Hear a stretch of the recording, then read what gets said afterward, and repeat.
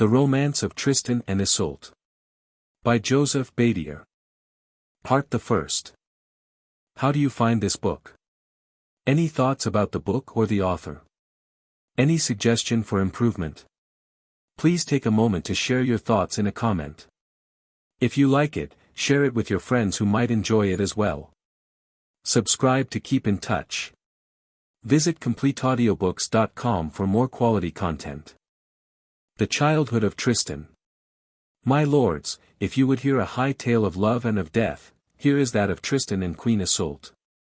How to their full joy, but to their sorrow also, they loved each other, and how at last they died of that love together upon one day, she by him and he by her. Long ago, when Mark was king over Cornwall, Rivalen, king of Lyonesse, heard that Mark's enemies waged war on him, so he crossed the sea to bring him aid. And so faithfully did he serve him with counsel and sword that Mark gave him his sister Blanchefleur, whom King Rivalen loved most marvellously. He wedded her in Tintagel, but hardly was she wed when the news came to him that his old enemy Duke Morgan had fallen on Lyonesse and was wasting town and field.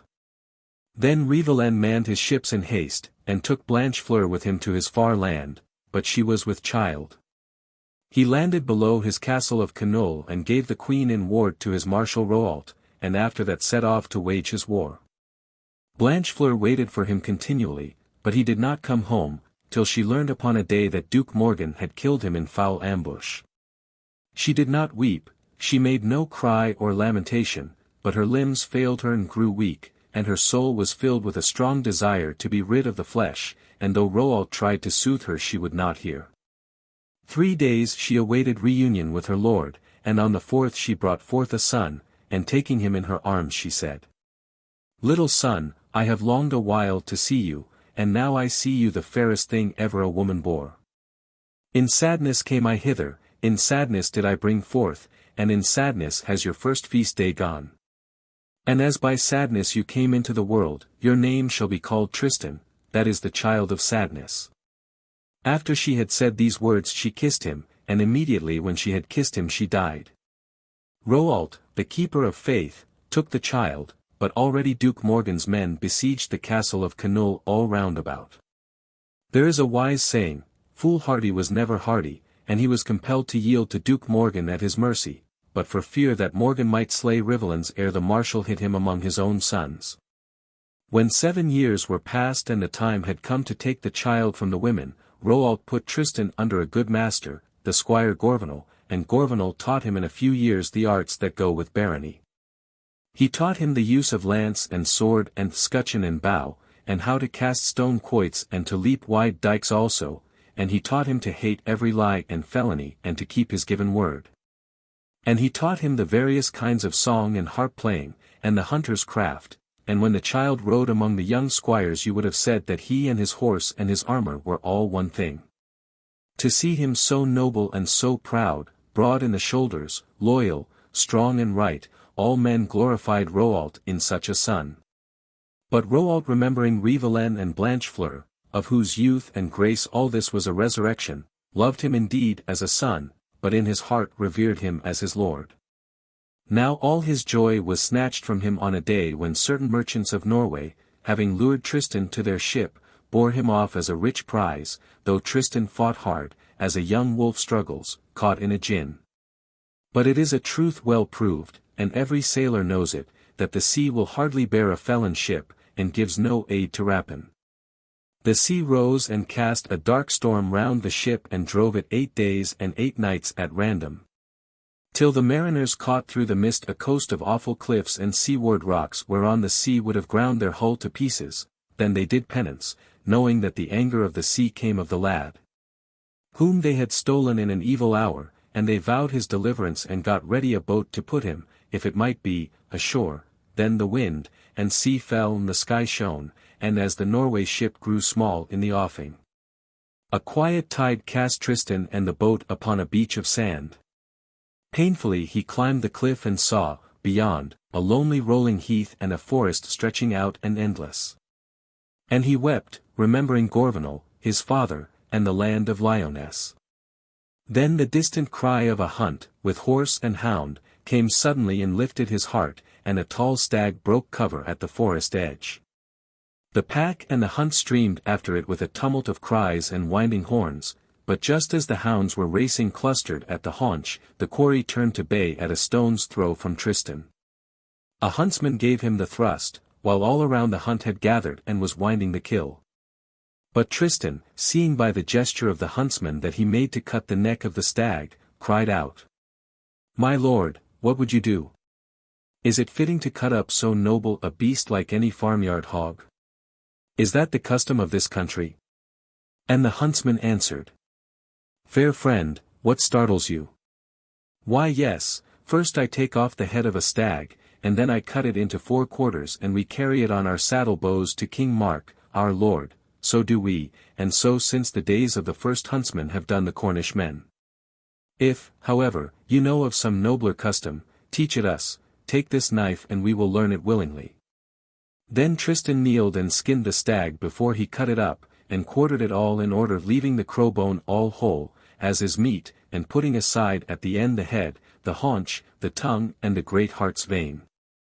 And the huntsman and the kennel hinds stood over him with delight, and the master huntsman said, "Friend, these are good ways.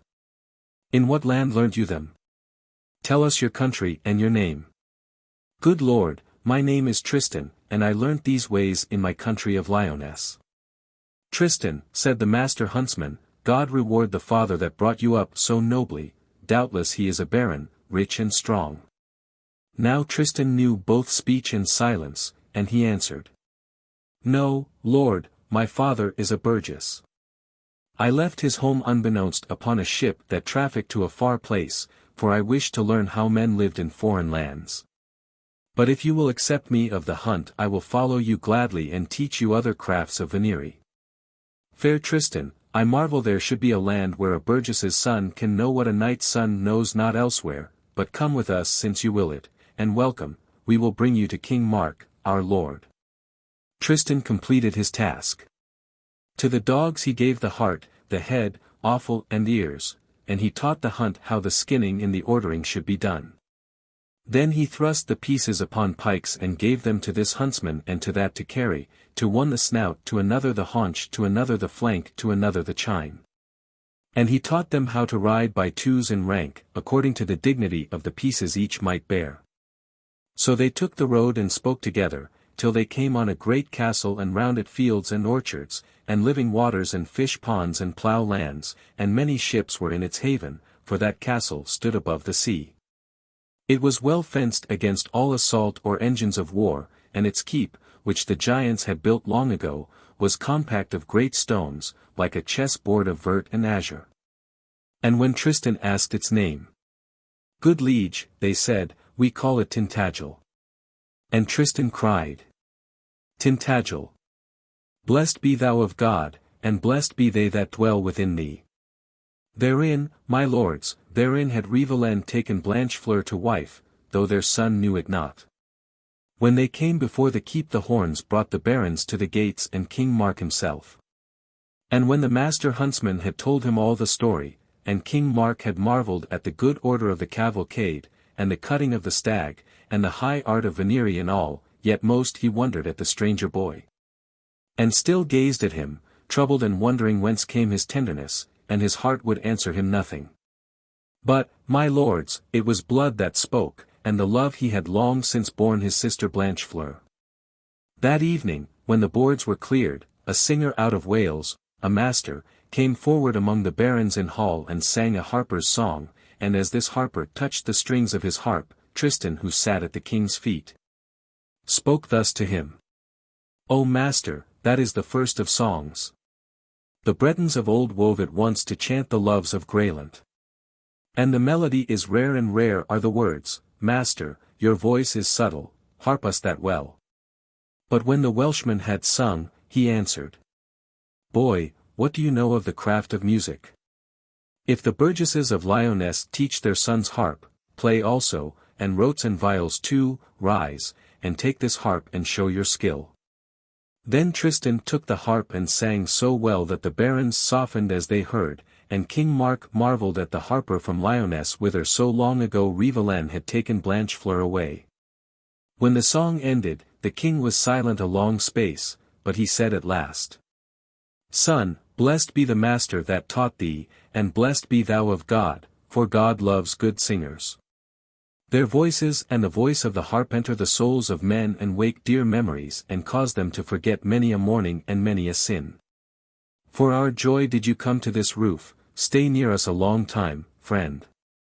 And Tristan answered, "Very willingly will I serve you, sire, as your harper, your huntsman and your liege." So did he, and for 3 years a mutual love grew up in their hearts. By day Tristan followed King Mark at pleas and in saddle. By night he slept in the royal room with the councillors and the peers, and if the king was sad he would harp to him to soothe his care. The barons also cherished him, and, as you shall learn, Dinas of Leyden, the seneschal, beyond all others. And more tenderly than the barons and than Dinas the king loved him. But Tristan could not forget, or Roalt his father, or his master Gorvenal, or the land of Lyonesse. My lords, a teller that would please, should not stretch his tale too long, and truly this tale is so various and so high that it needs no straining. Then let me shortly tell how Roalt himself, after long wandering by sea and land, came into Cornwall, and found Tristan, and showing the king the carbuncle that once was Blanchefleur's, said, "King Mark, here is your nephew Tristan, son of your sister Blanchefleur and of King Rivalen. Duke Morgan holds his land most wrongfully, it is time such land came back to its lord." And Tristan, in a word, when his uncle had armed him knight, crossed the sea, and was hailed of his father's vassals, and killed Rivalen's slayer and was re-seized of his land. Then remembering how King Mark could no longer live in joy without him, he summoned his council and his barons and said this: "Lords of the Lyonesse, I have retaken this place and I have avenged King Rivalen by the help of God and of you. But 2 men Roalt and King Mark of Cornwall nourished me, an orphan, and a wandering boy. So should I call them also fathers. Now a free man has 2 things thoroughly his own, his body and his land. To Roalt then, here, I will release my land. Do you hold it, father, and your son shall hold it after you. But my body I give up to King Mark. I will leave this country, dear though it be, and in Cornwall I will serve King Mark as my lord. Such is my judgment, but you, my lords of Lyonesse, are my lieges, and owe me counsel, if then, some one of you will counsel me another thing let him rise and speak." But all the barons praised him, though they wept. And taking with him Gorvenal only, Tristan set sail for King Mark's land. The Morholt Out of Ireland. When Tristan came back to that land, King Mark and all his barony were mourning. For the King of Ireland had manned a fleet to ravage Cornwall, should King Mark refuse, as he had refused these 15 years, to pay a tribute his fathers had paid. Now that year this king had sent to Tintagel, to carry his summons, a giant knight. The Morholt, whose sister he had wed, and whom no man had yet been able to overcome, so King Mark had summoned all the barons of his land to council, by letters sealed. On the day assigned, when the barons were gathered in hall, and when the king had taken his throne, the Morholt said these things: "King Mark, hear for the last time the summons of the King of Ireland, my lord.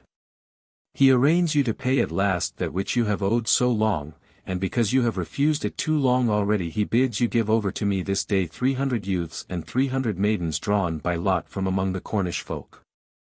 But if so be that any would prove by trial of combat that the King of Ireland receives this tribute without right, I will take up his wager.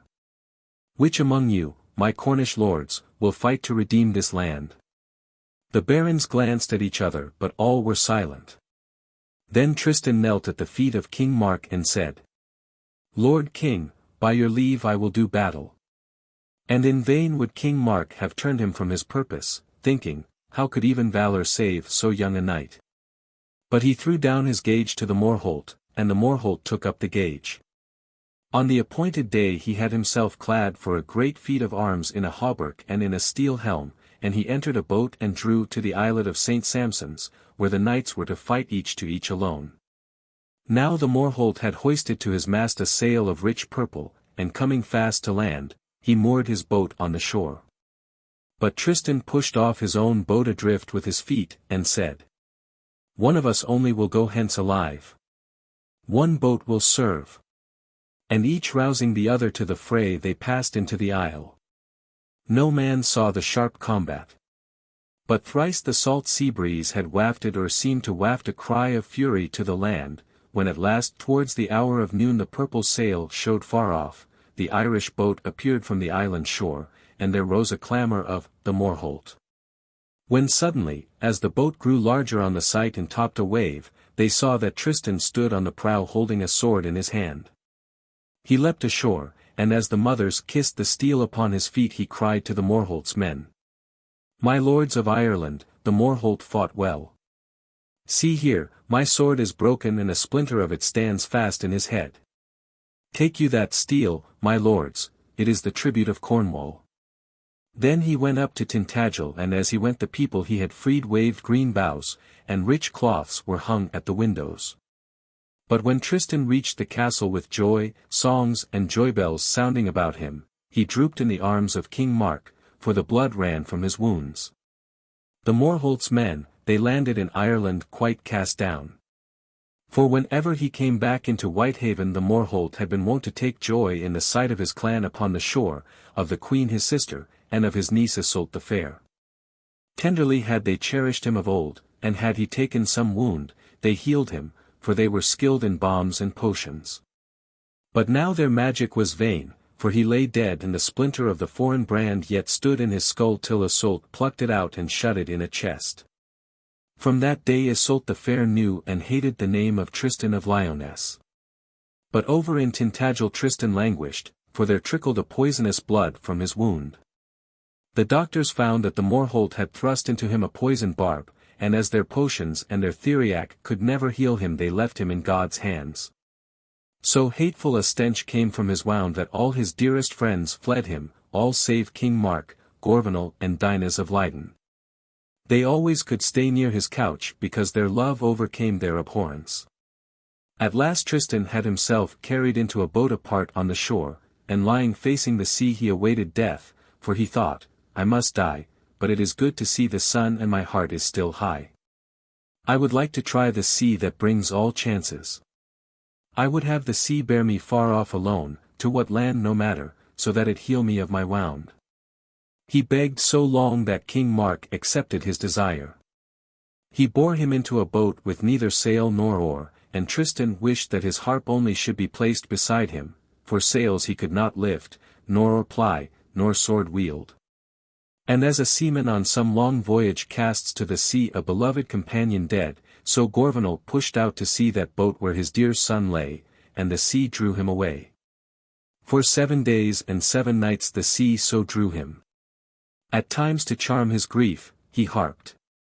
And when at last the sea brought him near a shore where fishermen had left their port that night to fish far out, they heard as they rowed a sweet and strong and living tune that ran above the sea, and feathering their oars they listened immovable.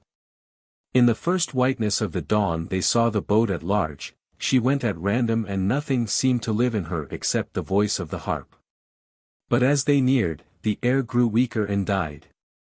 And when they hailed her Tristan's hands had fallen lifeless on the strings though they still trembled. The fishermen took him in and bore him back to port, to their lady who was merciful and perhaps would heal him.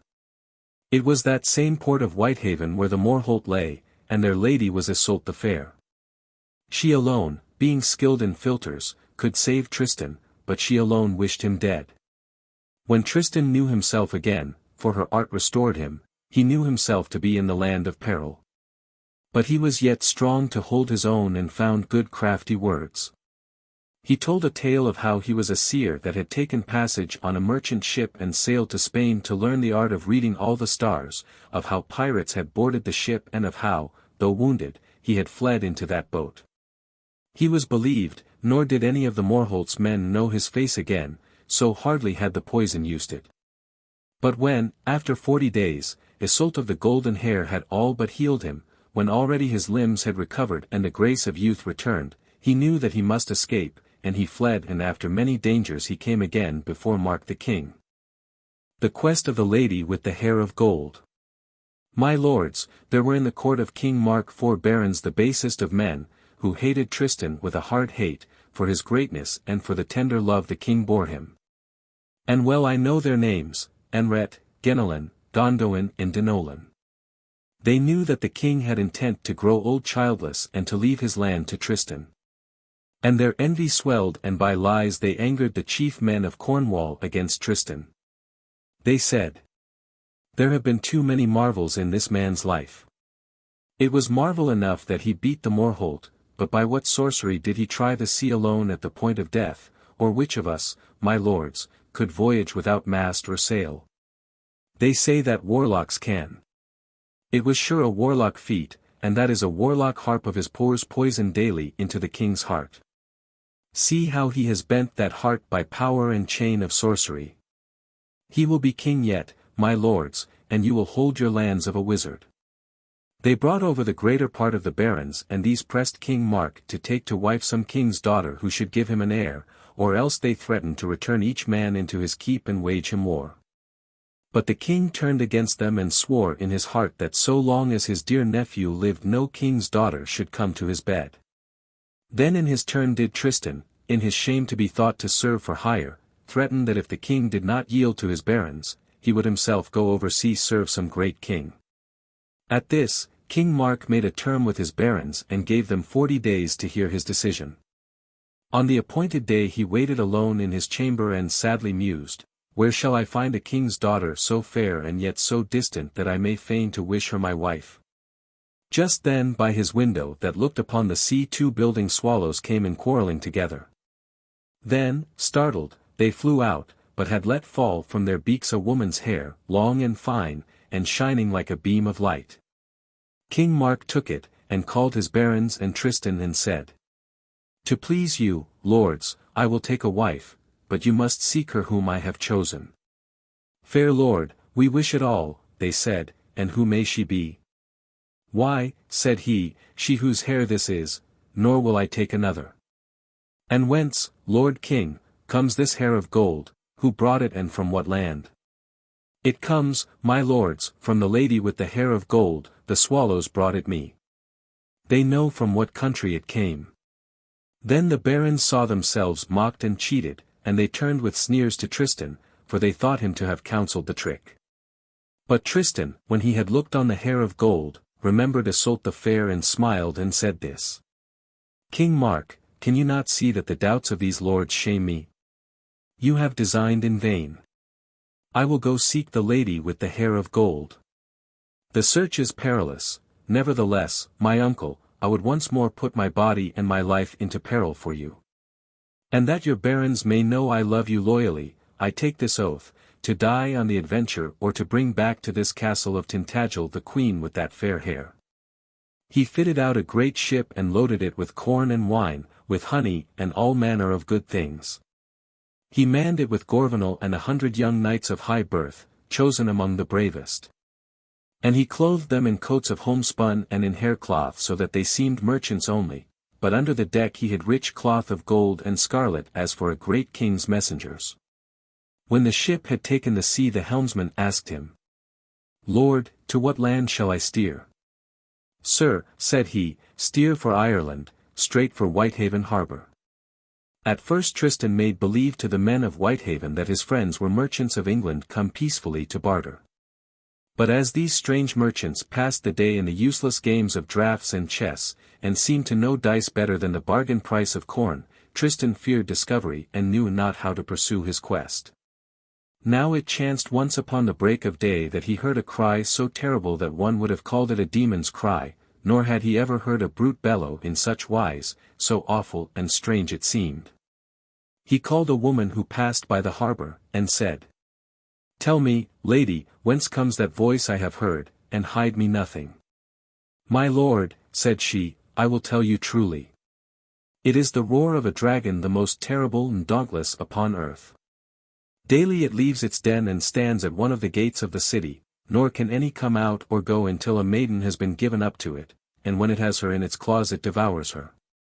"Lady," said Tristan, "make no mock of me, but tell me straight, can a man born of woman kill this thing?" "Fair sir, and gentle," she said, I cannot say. But this is sure, 20 knights and tried have run the venture, because the King of Ireland has published it that he will give his daughter, Yseult the Fair, to whomsoever shall kill the beast, but it has devoured them all. Tristan left the woman and returning to his ship armed himself in secret, and it was a fine sight to see so noble a charger and so good a knight come out from such a merchant hull, but the haven was empty of folk. For the dawn had barely broken and none saw him as he rode to the gate. And hardly had he passed it, when he met suddenly 5 men at full gallop flying towards the town. Tristan seized one by his hair, as he passed, and dragged him over his mount's crupper and held him fast. God save you, my lord, said he, and whence does the dragon come? And when the other had shown him by what road, he let him go. As the monster neared, he showed the head of a bear and red eyes like coals of fire and hairy tufted ears, lion's claws, a serpent's tail, and a griffin's body. Tristan charged his horse at him so strongly that, though the beast's mane stood with fright yet he drove at the dragon, his lance struck its scales and shivered. Then Tristan drew his sword and struck at the dragon's head, but he did not so much as cut the hide. The beast felt the blow, with its claws he dragged at the shield and broke it from the arm. Then, his breast unshielded, Tristan used the sword again and struck so strongly that the air rang all round about, but in vain, for he could not wound and meanwhile the dragon vomited from his nostrils 2 streams of loathsome flames. And Tristan's helm blackened like a cinder and his horse stumbled and fell down and died. But Tristan standing on his feet thrust his sword right into the beast's jaws, and split its heart in 2. Then he cut out the tongue and put it into his hose, but as the poison came against his flesh the hero fainted and fell in the high grass that bordered the marsh around. Now the man he had stopped in flight was the Seneschal of Ireland and he desired Yseult the Fair, and though he was a coward, he had dared so far as to return with his companions secretly, and he found the dragon dead. So he cut off its head and bore it to the king, and claimed the great reward. The king could credit his prowess but hardly, yet wished justice done and summoned his vassals to court, so that there, before the barony assembled, the seneschal should furnish proof of his victory won. When Yseult the Fair heard that she was to be given to this coward first she laughed long, and then she wailed. But on the morrow, doubting some trick, she took with her Pyrenees her squire and Brangain her maid. And all 3 rode unbeknownst towards the dragon's lair, and Yseult saw such a trail on the road as made her wonder, for the hoofs that made it had never been shod in her land. Then she came on the dragon, headless, and a dead horse beside him, nor was the horse harnessed in the fashion of Ireland. Some foreign man had slain the beast, but they knew not whether he still lived or no. They sought him long, Yseult and Pyrenees and Brangain together, till at last Brangain saw the helm glittering in the marshy grass, and Tristan still breathed. Pyrenees put him on his horse and bore him secretly to the women's rooms. There Yseult told her mother the tale and left the hero with her, and as the queen unharnessed him, the dragon's tongue fell from his boot of steel. Then, the Queen of Ireland revived him by the virtue of an herb and said, Stranger, I know you for the true slayer of the dragon, but our seneschal, a felon, cut off its head and claims my daughter Yseult for his wage. Will you be ready 2 days hence to give him the lie in battle? Queen, said he, the time is short, but you, I think, can cure me in 2 days. Upon the dragon I conquered Yseult, and on the seneschal perhaps I shall reconquer her. Then the queen brewed him strong brews, and on the morrow Yseult the Fair got him ready a bath and anointed him with a balm her mother had conjured, and as he looked at her he thought, so I have found the queen of the hair of gold. And he smiled as he thought it. But Yseult, noting it, thought, why does he smile, or what have I neglected of the things due to a guest? He smiles to think I have forgotten to burnish his armor. She went and drew the sword from its rich sheath, but when she saw the splinter gone and the gap in the edge she thought of the Morholt's head. She balanced a moment in doubt, then she went to where she kept the steel she had found in the skull and she put it to the sword, and it fitted so that the join was hardly seen. She ran to where Tristan lay wounded, and with the sword above him she cried. You are that Tristan of the Lyonesse, who killed the Morholt, my mother's brother, and now you shall die in your turn.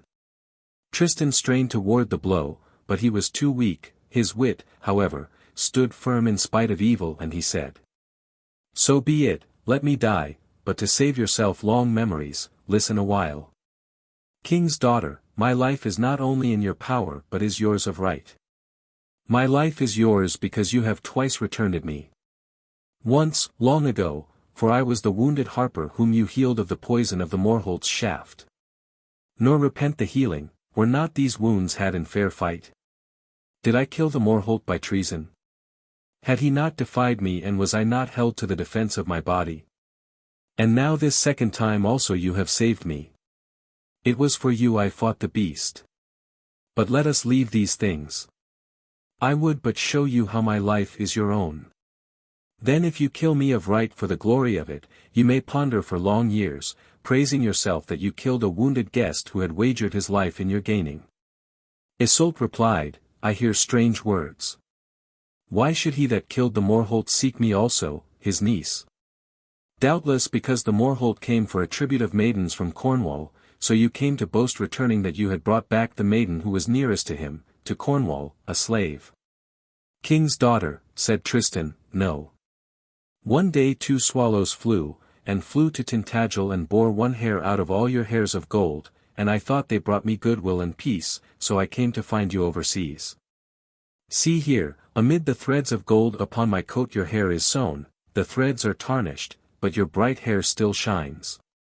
Yseult put down the sword, and taking up the coat of arms she saw upon it the hair of gold, and was silent a long space, till she kissed him on the lips to prove peace, and she put rich garments over him. On the day of the barons' assembly, Tristan sent Pyrenees privily to his ship to summon his companions that they should come to court adorned as befitted the envoys of a great king. One by one the 100 knights passed into the hall where all the barons of Ireland stood. They entered in silence and sat all in rank together, on their scarlet and purple the gems gleamed. When the king had taken his throne, the seneschal arose to prove by witness and by arms that he had slain the dragon, and that so Yseult was one. Then Yseult bowed to her father and said, "King, I have here a man who challenges your seneschal for lies and felony. Promise that you will pardon this man all his past deeds, who stands to prove that he and none other slew the dragon, and grant him forgiveness and your peace." The king said, "I grant it." But Yseult said, "Father, first give me the kiss of peace and forgiveness, as a sign that you will give him the same." Then she found Tristan and led him before the barony. And as he came the 100 knights rose all together, and crossed their arms upon their breasts and bowed, so the Irish knew that he was their lord. But among the Irish many knew him again and cried, "Tristan of Lyonesse that slew the Morholt." They drew their swords and clamoured for death. But Yseult cried, "King, kiss this man upon the lips as your oath was," and the king kissed him, and the clamour fell. Then Tristan showed the dragon's tongue and offered the seneschal battle, but the seneschal looked at his face and dared not. Then Tristan said, "My lords, you have said it, and it is truth, I killed the Morholt. But I crossed the sea to offer you a good blood fine, to ransom that deed and get me quit of it. I put my body in peril of death and rid you of the beast, and have so conquered Yseult the Fair, and having conquered her I will bear her away on my ship. But that these lands of Cornwall and Ireland may know no more hatred, but love only, learn that King Mark, my lord, will marry her. Here stand 100 knights of high name, who all will swear with an oath upon the relics of the holy saints, that King Mark sends you by their embassy offer of peace and of brotherhood and goodwill. And that he would by your courtesy hold Yseult as his honoured wife, and that he would have all the men of Cornwall serve her as their queen." When the lords of Ireland heard this they acclaimed it, and the king also was content. Then, since that treaty and alliance was to be made, the king her father took Yseult by the hand and asked of Tristan that he should take an oath. To wit that he would lead her loyally to his lord, and Tristan took that oath and swore it before the knights and the barony of Ireland assembled. Then the king put Yseult's right hand into Tristan's right hand, and Tristan held it for a space in token of season for the king of Cornwall. So, for the love of King Mark, did Tristan conquer the queen of the hair of gold. The philtre. When the day of Yseult's livery to the lords of Cornwall drew near, her mother gathered herbs and flowers and roots and steeped them in wine, and brewed a potion of might, and having done so, said apart to Brangain. Child. It is yours to go with Yseult to King Mark's country, for you love her with a faithful love. Take then this pitcher and remember well my words. Hide it so that no eye shall see nor no lip go near it, but when the wedding night has come and that moment in which the wedded are left alone, pour this essenced wine into a cup and offer it to King Mark and to Yseult his queen. Oh! Take all care, my child, that they alone shall taste this brew. For this is its power, they who drink of it together love each other with their every single sense and with their every thought, forever, in life and in death. And Brangain promised the queen that she would do her bidding. On the bark that bore her to Tintagel Yseult the Fair was weeping as she remembered her own land, and mourning swelled her heart, and she said, Who am I that I should leave you to follow unknown men, my mother and my land? Accursed be the sea that bears me, for rather would I lie dead on the earth where I was born than live out there, beyond. One day when the wind had fallen and the sails hung slack, Tristan dropped anchor by an island, and the 100 knights of Cornwall and the sailors, weary of the sea, landed all. Yseult alone remained aboard and a little serving maid, when Tristan came near the queen to calm her sorrow. The sun was hot above them and they were athirst and, as they called, the little maid looked about for drink for them and found that pitcher which the mother of Yseult had given into Brangain's keeping. And when she came on it, the child cried, I have found you wine. Now she had found not wine, but passion and joy most sharp, and anguish without end, and death. The queen drank deep of that draught and gave it to Tristan, and he drank also long and emptied it all. Brangain came in upon them, she saw them gazing at each other in silence as though ravished and apart. She saw before them the pitcher standing there, she snatched it up and cast it into the shuddering sea and cried aloud, Cursed be the day I was born and cursed the day that first I trod this deck. Yseult, my friend, and Tristan, you have drunk death together. And once more the bark ran free for Tintagel.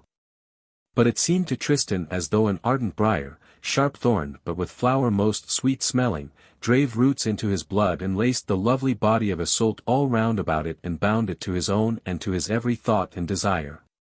And he thought, Felons, that charged me with coveting King Mark's land, I have come lower by far, for it is not his land I covet. Fair uncle, who loved me orphaned ere ever you knew in me the blood of your sister Blanchefleur, you that wept as you bore me to that boat alone, why did you not drive out the boy that was to betray you? Ah! What thought was that? Yseult is yours and I am but your vassal, Yseult is yours and I am your son, Yseult is yours and may not love me. But Yseult loved him, though she would have hated. She could not hate, for a tenderness more sharp than hatred tore her. And Brangain watched them in anguish, suffering more cruelly because she alone knew the depth of evil done. 2 days she watched them, seeing them refuse all food or comfort and seeking each other as blind men seek, wretched apart and together more wretched still, for then they trembled each for the first avowal. On the 3rd day, as Tristan neared the tent on deck where Yseult sat, she saw him coming and she said to him, very humbly, Come in, my lord. Queen, said Tristan, why do you call me lord? Am I not your liege and vassal, to revere and serve and cherish you as my lady and queen? But Yseult answered, No, you know that you are my lord and my master, and I your slave. Ah, why did I not sharpen those wounds of the wounded singer, or let die that dragon slayer in the grasses of the marsh? But then I did not know what now I know. And what is it that you know, Yseult? She laid her arm upon Tristan's shoulder, the light of her eyes was drowned and her lips trembled. The love of you, she said. Whereat he put his lips to hers. But as they thus tasted their first joy, Brangain, that watched them, stretched her arms and cried at their feet in tears. Stay and return if still you can. But oh! That path has no returning. For already love and his strength drag you on, and now henceforth forever never shall you know joy without pain again. The wine possesses you, the draught your mother gave me, the draught the king alone should have drunk with you, but that old enemy has tricked us, all us three.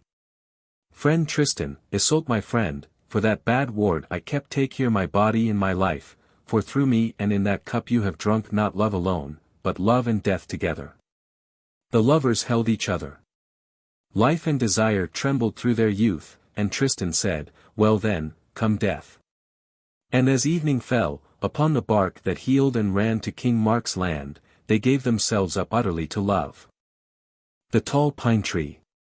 As King Mark came down to greet Yseult upon the shore, Tristan took her hand and led her to the king, and the king took seisin of her, taking her hand. He led her in great pomp to his castle of Tintagel, and as she came in hall amid the vassals her beauty shone so that the walls were lit as they are lit at dawn. Then King Mark blessed those swallows which, by happy courtesy, had brought the hair of gold, and Tristan also he blessed, and the 100 knights who, on that adventurous bark, had gone to find him joy of heart and of eyes. Yet to him also that ship was to bring sting, torment and mourning. And on the 18th day, having called his barony together, he took Yseult to wife. But on the wedding night, to save her friend, Brangain took her place in the darkness, for her remorse demanded even this from her, nor was the trick discovered. Then Yseult lived as a queen, but lived in sadness. She had King Mark's tenderness and the baron's honor, the people also loved her, she passed her days amid the frescoes on the walls and floors all strewn with flowers. Good jewels had she and purple cloth and tapestry of Hungary and Thessaly too, and songs of harpers, and curtains upon which were worked leopards and eagles and popinjays and all the beasts of sea and field. And her love too she had, love high and splendid, for as is the custom among great lords, Tristan could ever be near her. At his leisure in his dalliance, night and day, for he slept in the king's chamber as great lords do, among the lieges and the councillors. Yet still she feared, for though her love were secret and Tristan unsuspected, for who suspects a son? Brangain knew. And Brangain seemed in the queen's mind like a witness spying, for Brangain alone knew what manner of life she led, and held her at mercy so. And the queen thought, if some day she should weary of serving as a slave the bed where once she passed for queen. If Tristan should die from her betrayal. So fear maddened the queen, but not in truth the fear of Brangain who was loyal. Her own heart bred the fear. Not Brangain who was faithful, not Brangain, but themselves had these lovers to fear, for hearts so stricken will lose their vigilance. Love pressed them hard, as thirst presses the dying stag to the stream. Love dropped upon them from high heaven, as a hawk slipped after long hunger falls right upon the bird. And love will not be hidden. Brangain indeed by her prudence saved them well, nor ever were the queen and her lover unguarded. But in every hour and place every man could see love terrible, that rode them, and could see in these lovers their every sense overflowing like new wine working in the vat. The 4 felons at court who had hated Tristan of old for his prowess, watched the queen, they had guessed that great love, and they burnt with envy and hatred and now a kind of evil joy. They planned to give news of their watching to the king, to see his tenderness turn to fury, Tristan thrust out or slain, and the queen in torment, for though they feared Tristan their hatred mastered their fear. And, on a day, the 4 barons called King Mark to parley, and Yseult said, "Fair king, your heart will be troubled and we 4 also mourn, yet are we bound to tell you what we know. You have placed your trust in Tristan and Tristan would shame you. In vain we warned you. For the love of one man you have mocked ties of blood and all your barony. Learn then that Tristan loves the queen.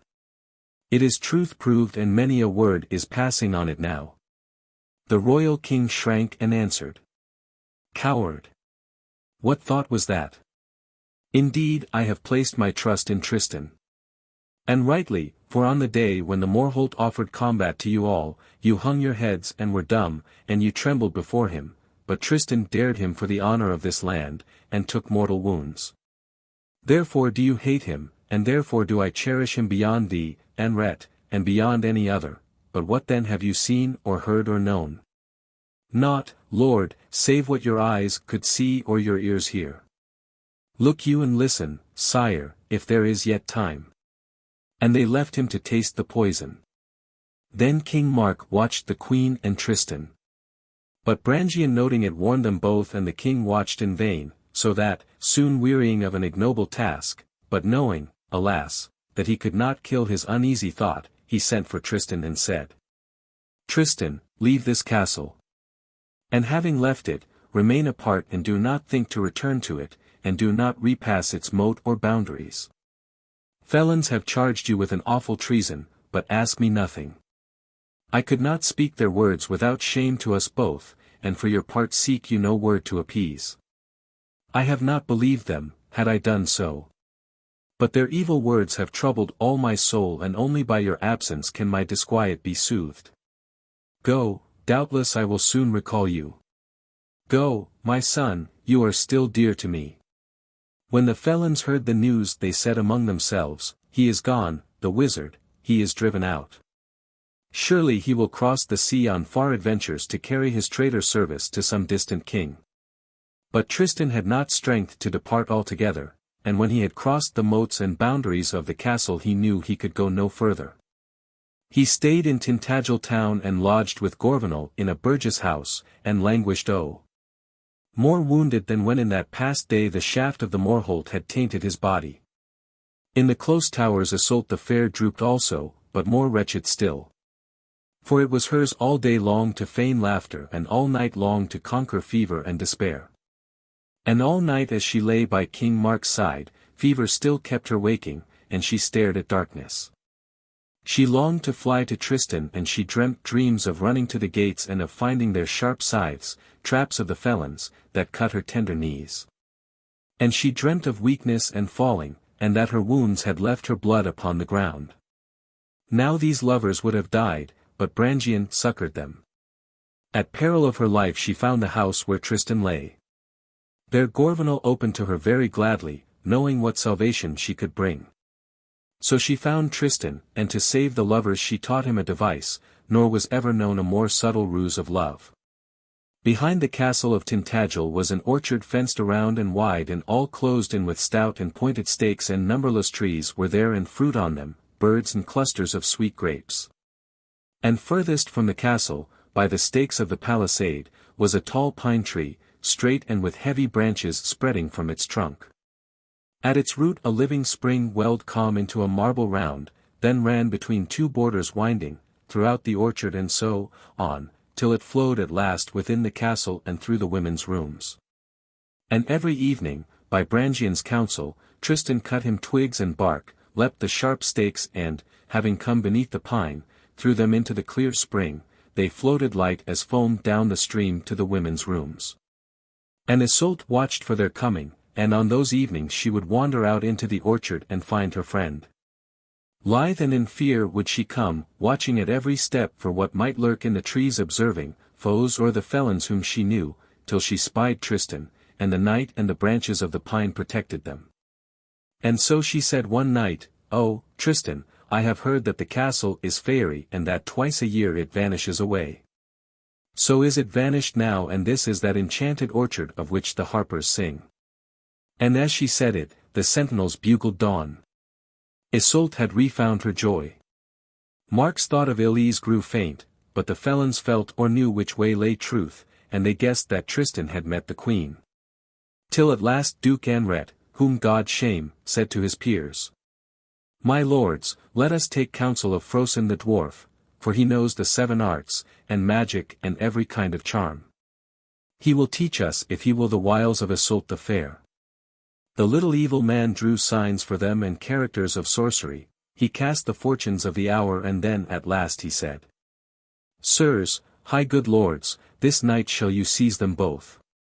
Then they led the little wizard to the king, and he said, "Sire, bid your huntsmen leash the hounds and saddle the horses, proclaim a 7 days' hunt in the forest and 7 nights abroad therein.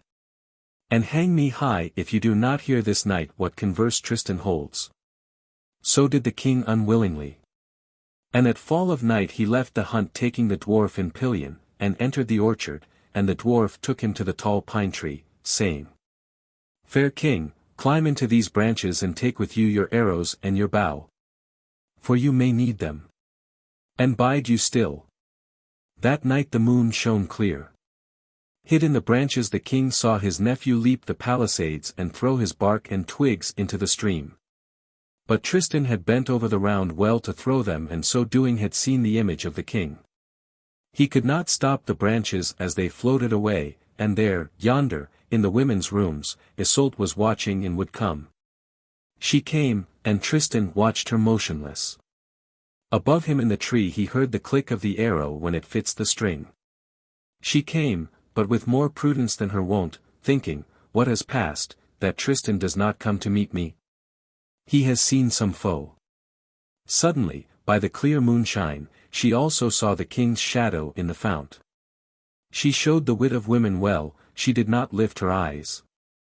"Lord God," she said, low down, "grant I may be the first to speak." "Tristan," she said, "what have you dared to do, calling me hither at such an hour? Often have you called me, to beseech, you said. And queen though I am, I know you won me that title, and I have come. What would you?"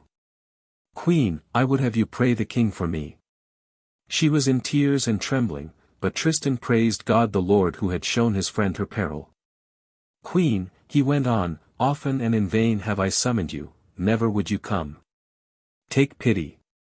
The king hates me and I know not why. Perhaps you know the cause and can charm his anger. For whom can he trust if not you, chaste queen and courteous, Yseult? Truly, Lord Tristan, you do not know he doubts us both. And I, to add to my shame, must acquaint you of it. Ah! But God knows if I lie, never went cut my love to any man but he that first received me. And would you have me, at such a time, implore your pardon of the king? Why, did he know of my passage here tonight he would cast my ashes to the wind. My body trembles and I am afraid. I go, for I have waited too long."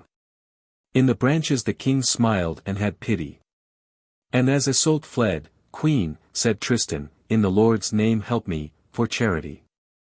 "Friend," she replied, "God aid you. The king wrongs you but the Lord God will be by you in whatever land you go." So she went back to the women's rooms and told it to Brangain, who cried, "Yseult, God has worked a miracle for you, for he is compassionate and will not hurt the innocent in heart."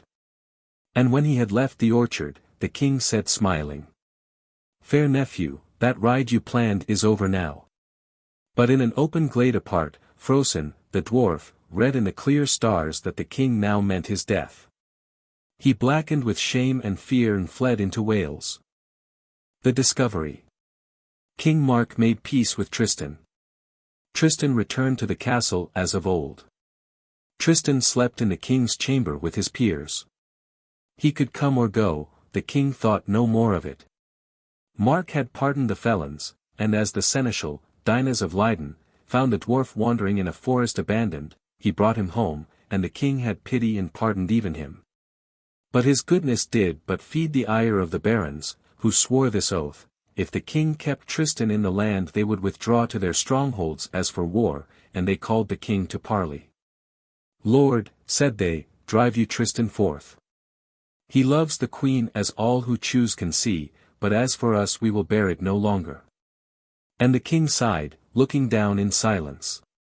"King," they went on, "we will not bear it, for we know now that this is known to you and that yet you will not move. Parley you, and take counsel. As for us if you will not exile this man, your nephew, and drive him forth out of your land forever, we will withdraw within our bailiwicks and take our neighbors also from your court, for we cannot endure his presence longer in this place. Such is your balance, choose."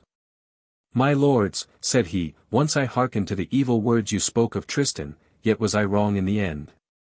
But you are my lieges and I would not lose the service of my men. Counsel me therefore, I charge you, you that owe me counsel. You know me for a man neither proud nor overstepping." "Lord," said they, "call then Frocin hither. You mistrust him for that orchard night. Still, was it not he that read in the stars of the queen's coming there and to the very pine tree too? He is very wise, take counsel of him." And he came, did that hunchback of hell, the felons greeted him and he planned this evil. "Sire," said he, "let your nephew ride hard tomorrow at dawn with a brief drawn up on parchment and well sealed with a seal, bid him ride to King Arthur at Cardoul. Sire, he sleeps with the peers in your chamber. Go you out when the first sleep falls on men, and if he love Yseult so madly, why, then I swear by God and by the laws of Rome, he will try to speak with her before he rides. But if he do so unknown to you or to me, then slay me. As for the trap, let me lay it, but do you say nothing of his ride to him until the time for sleep. And when King Mark had agreed, this dwarf did a vile thing. He bought of a baker 4 farthings worth of flour, and hid it in the turn of his coat. That night, when the king had supped and the men-at-arms lay down to sleep in hall, Tristan came to the king as custom was, and the king said, Fair nephew, do my will, ride tomorrow night to King Arthur at Carduel, and give him this brief. With my greeting, that he may open it, and stay you with him but one day. And when Tristan said, I will take it on the morrow. The king added, Aye, and before day dawn. But, as the peers slept all round the king their lord, that night, a mad thought took Tristan that, before he rode, he knew not for how long, before dawn he would say a last word to the queen. And there was a spear length in the darkness between them. Now the dwarf slept with the rest in the king's chamber, and when he thought that all slept he rose and scattered the flower silently in the spear length that lay between Tristan and the queen. But Tristan watched and saw him, and said to himself, It is to mark my footsteps, but there shall be no marks to show. At midnight, when all was dark in the room, no candle or any lamp glimmering, the king went out silently by the door and with him the dwarf. Then Tristan rose in the darkness and judged the spear length and leapt the space between, for his farewell. But that day in the hunt a boar had wounded him in the leg, and in this effort the wound bled. He did not feel it or see it in the darkness, but the blood dripped upon the couches and the flowers strewn between. And outside in the moonlight the dwarf read the heavens and knew what had been done, and he cried, Enter, my king, and if you do not hold them, hang me high. Then the king and the dwarf and the 4 felons ran in with lights and noise, and though Tristan had regained his place there was the blood for witness, and though Yseult feigned sleep and Pyrenees too, who lay at Tristan's feet. Yet there was the blood for witness. And the king looked in silence at the blood where it lay upon the bed and the boards and trampled into the flower. And the 4 barons held Tristan down upon his bed and mocked the queen also, promising her full justice. And they bared and showed the wound whence the blood flowed. Then the king said, Tristan, now nothing longer holds. Tomorrow you shall die. And Tristan answered, Have mercy, Lord, in the name of God that suffered the cross. But the felons called on the king to take vengeance, saying, Do justice, king, take vengeance. And Tristan went on, Have mercy, not on me, for why should I stand at dying? Truly, but for you, I would have sold my honor high to cowards who, under your peace, have put hands on my body, but in homage to you I have yielded, and you may do with me what you will. But, Lord, remember the queen. And as he knelt at the king's feet he still complained. Remember the queen, for if any man of your household makes so bold as to maintain the lie that I loved her unlawfully I will stand up armed to him in a ring. Sire, in the name of God the Lord, have mercy on her. Then the barons bound him with ropes, and the queen also. But had Tristan known that trial by combat was to be denied him, certainly he would not have suffered it. For he trusted in God and knew no man dared draw a sword against him in the lists. And truly he did well to trust in God, for though the felons mocked him when he said he had loved loyally, yet I call you to witness, my lords who read this, and who know of the philtre drunk upon the high seas, and who understand whether his love were disloyalty indeed. For men see this and that outward thing, but God alone the heart, and in the heart alone is crime and the sole final judge is God. Therefore did he lay down the law that a man accused might uphold his cause by battle, and God himself fights for the innocent in such a combat. Therefore did Tristan claim justice and the right of battle, and therefore was he careful to fail in nothing of the homage he owed King Mark, his lord. But had he known what was coming, he would have killed the felons. The Chantry Leap. Dark was the night, and the news ran that Tristan and the queen were held and that the king would kill them, and wealthy burgess, or common man, they wept and ran to the palace.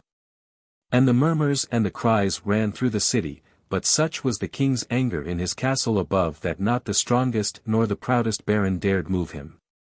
Night ended and the day drew near. Mark, before dawn, rode out to the place where he held pleas and judgment. He ordered a ditch to be dug in the earth and knotty vine shoots and thorns to be laid therein. At the hour of prime he had a band cried through his land to gather the men of Cornwall. They came with a great noise and the king spoke them thus. My lords, I have made here a faggot of thorns for Tristan and the queen, for they have fallen. But they cried all, with tears. A sentence, Lord, a sentence, an indictment and pleas, for killing without trial is shame and crime. But Mark answered in his anger. Neither respite, nor delay, nor pleas, nor sentence. By God that made the world, if any dare petition me, he shall burn first. He ordered the fire to be lit, and Tristan to be called. The flames rose, and all were silent before the flames, and the king waited. The servants ran to the room where watch was kept on the two lovers, and they dragged Tristan out by his hands though he wept for his honor. But as they dragged him off in such a shame, the queen still called to him. Friend, if I die that you may live, that will be great joy. Now, hear how full of pity is God and how he heard the lament and the prayers of the common folk, that day. For as Tristan and his guards went down from the town to where the faggot burned, near the road upon a rock was a chantry, it stood at a cliff's edge steep and sheer, and it turned to the sea breeze, in the apse of it were windows glazed. Then Tristan said to those with him, My lords, let me enter this chantry, to pray for a moment the mercy of God whom I have offended, my death is near. There is but one door to the place, my lords, and each of you has his sword drawn. So, you may well see that, when my prayer to God is done, I must come past you again, when I have prayed God, my lords, for the last time. And one of the guards said, Why, let him go in. So they let him enter to pray. But he, once in, dashed through and leapt the altar rail and the altar too and forced a window of the apse, and leapt again over the cliff's edge. So might he die, but not of that shameful death before the people. Now learn, my lords, how generous was God to him that day. The wind took Tristan's cloak and he fell upon a smooth rock at the cliff's foot, which to this day the men of Cornwall call Tristan's Leap. His guard still waited for him at the chantry door, but vainly, for God was now his guard. And he ran, and the fine sand crunched under his feet, and far off he saw the faggot burning, and the smoke and the crackling flames, and fled. Sword girt and bridle loose, Gorvenal had fled the city, lest the king burn him in his master's place, and he found Tristan on the shore. Master, said Tristan, God has saved me, but oh! Master, to what end? For without Yseult I may not and I will not live, and I rather had died of my fall. They will burn her for me, then I too will die for her. Lord, said Gorvenal, take no counsel of anger. See here this thicket with a ditch dug round about it. Let us hide therein where the track passes near, and comers by it will tell us news, and, boy, if they burn Yseult, I swear by God, the Son of Mary, never to sleep under a roof again until she be avenged. There was a poor man of the common folk that had seen Tristan's fall, and had seen him stumble and rise after, and he crept to Tintagel and to Yseult where she was bound, and said, Queen, weep no more. Your friend has fled safely. Then I thank God, said she, and whether they bind or loose me, and whether they kill or spare me, I care but little now.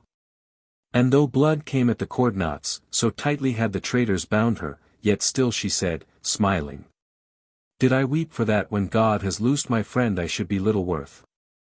When the news came to the king that Tristan had leapt that leap and was lost he paled with anger, and bade his men bring forth Yseult. They dragged her from the room, and she came before the crowd, held by her delicate hands, from which blood dropped, and the crowd called. Have pity on her, the loyal queen and honored. Surely they that gave her up brought mourning on us all, our curses on them. But the king's men dragged her to the thorn faggot as it blazed. She stood up before the flame, and the crowd cried its anger, and cursed the traitors and the king. None could see her without pity, unless he had a felon's heart, she was so tightly bound. The tears ran down her face and fell upon her grey gown where ran a little thread of gold, and a thread of gold was twined into her hair. Just then there had come up 100 lepers of the king's, deformed and broken, white horribly, and limping on their crutches. And they drew near the flame, and being evil, loved the sight. And their chief Ivan, the ugliest of them all, cried to the king in a quavering voice. "O king, you would burn this woman in that flame, and it is sound justice, but too swift, for very soon the fire will fall. And her ashes will very soon be scattered by the high wind and her agony be done. Throw her rather to your lepers where she may drag out a life for ever asking death." And the king answered, "Yes, let her live that life, for it is better justice and more terrible. I can love those that gave me such a thought." And the lepers answered, "Throw her among us, and make her one of us. Never shall lady have known a worse end. And look," they said, "at our rags and our abominations. She has had pleasure in rich stuffs and furs, jewels and walls of marble, honor, good wines and joy, but when she sees your lepers always, king, and only them for ever, their couches and their huts, then indeed she will know the wrong she has done. And bitterly desire even that great flame of thorns."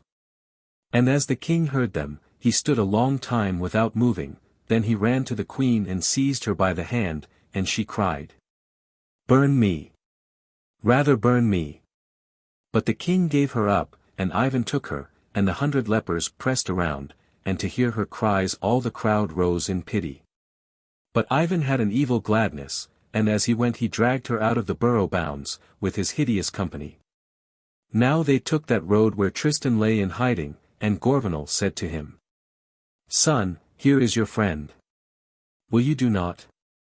Then Tristan mounted the horse and spurred it out of the bush, and cried, "Ivan, you have been at the queen's side a moment, and too long. Now leave her if you would live." But Ivan threw his cloak away and shouted, "Your clubs, comrades, and your staves. Crutches in the air, for a fight is on." Then it was fine to see the lepers throwing their capes aside, and stirring their sick legs, and brandishing their crutches, some threatening, groaning all, but to strike them Tristan was too noble. There are singers who sing that Tristan killed Ivan, but it is a lie. Too much a knight was he to kill such things. Gorvenal indeed, snatching up an oak sapling, crashed it on Ivan's head till his blood ran down to his misshapen feet. Then Tristan took the queen. Henceforth near him she felt no further evil. He cut the cords that bound her arms so straitly, and he left the plain so that they plunged into the wood of Morholt. And there in the thick wood Tristan was as sure as in a castle keep. And as the sun fell they halted all three at the foot of a little hill. Fear had wearied the queen, and she leant her head upon his body and slept. But in the morning, Gorvenal stole from a woodman his bow and 2 good arrows plumed and barbed, and gave them to Tristan, the great archer, and he shot him a fawn and killed it. Then Gorvenal gathered dry twigs, struck flint, and lit a great fire to cook the venison. And Tristan cut him branches and made a hut and garnished it with leaves. And Yseult slept upon the thick leaves there. So, in the depths of the wild wood began for the lovers that savage life which yet they loved very soon. Part the Second. The Wood of Morholt. They wandered in the depths of the wild wood, restless and in haste like beasts that are hunted, nor did they often dare to return by night to the shelter of yesterday. They ate but the flesh of wild animals.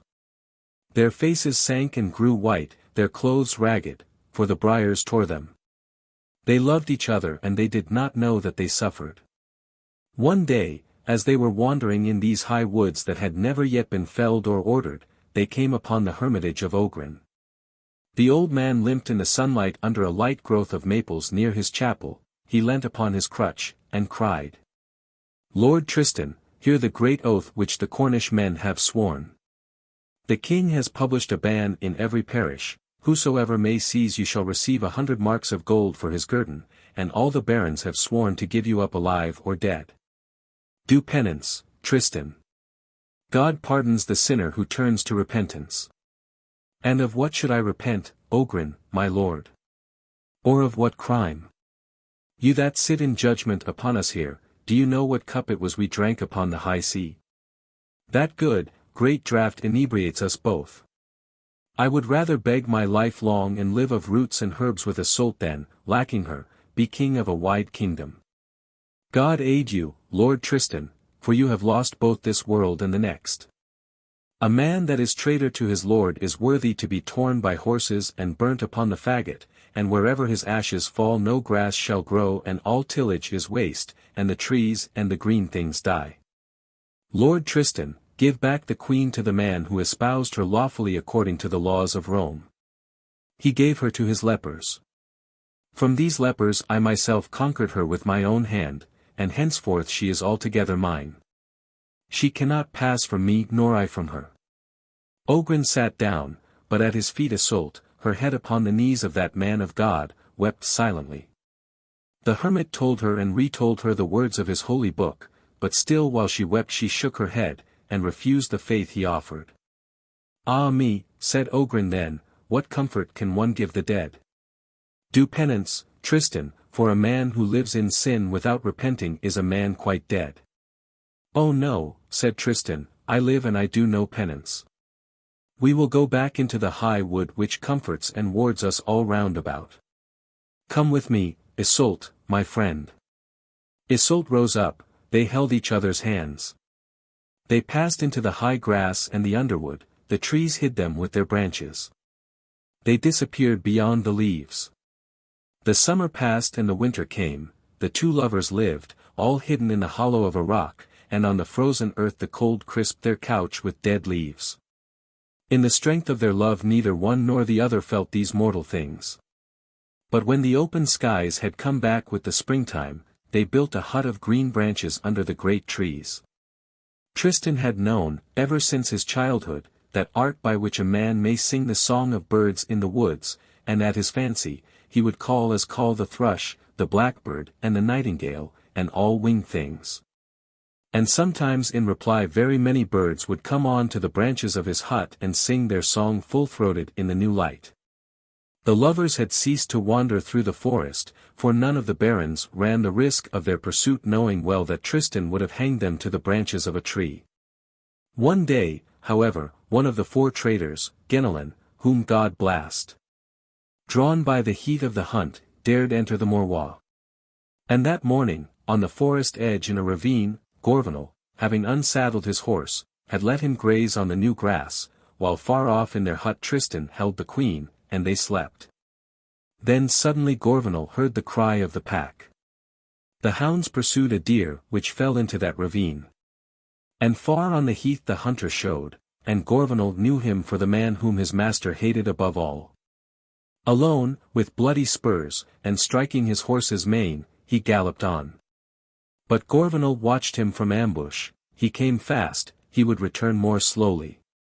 He passed and Gorvenal leapt from his ambush and seized the rein and, suddenly, remembering all the wrong that man had done, hewed him to death and carried off his head in his hands.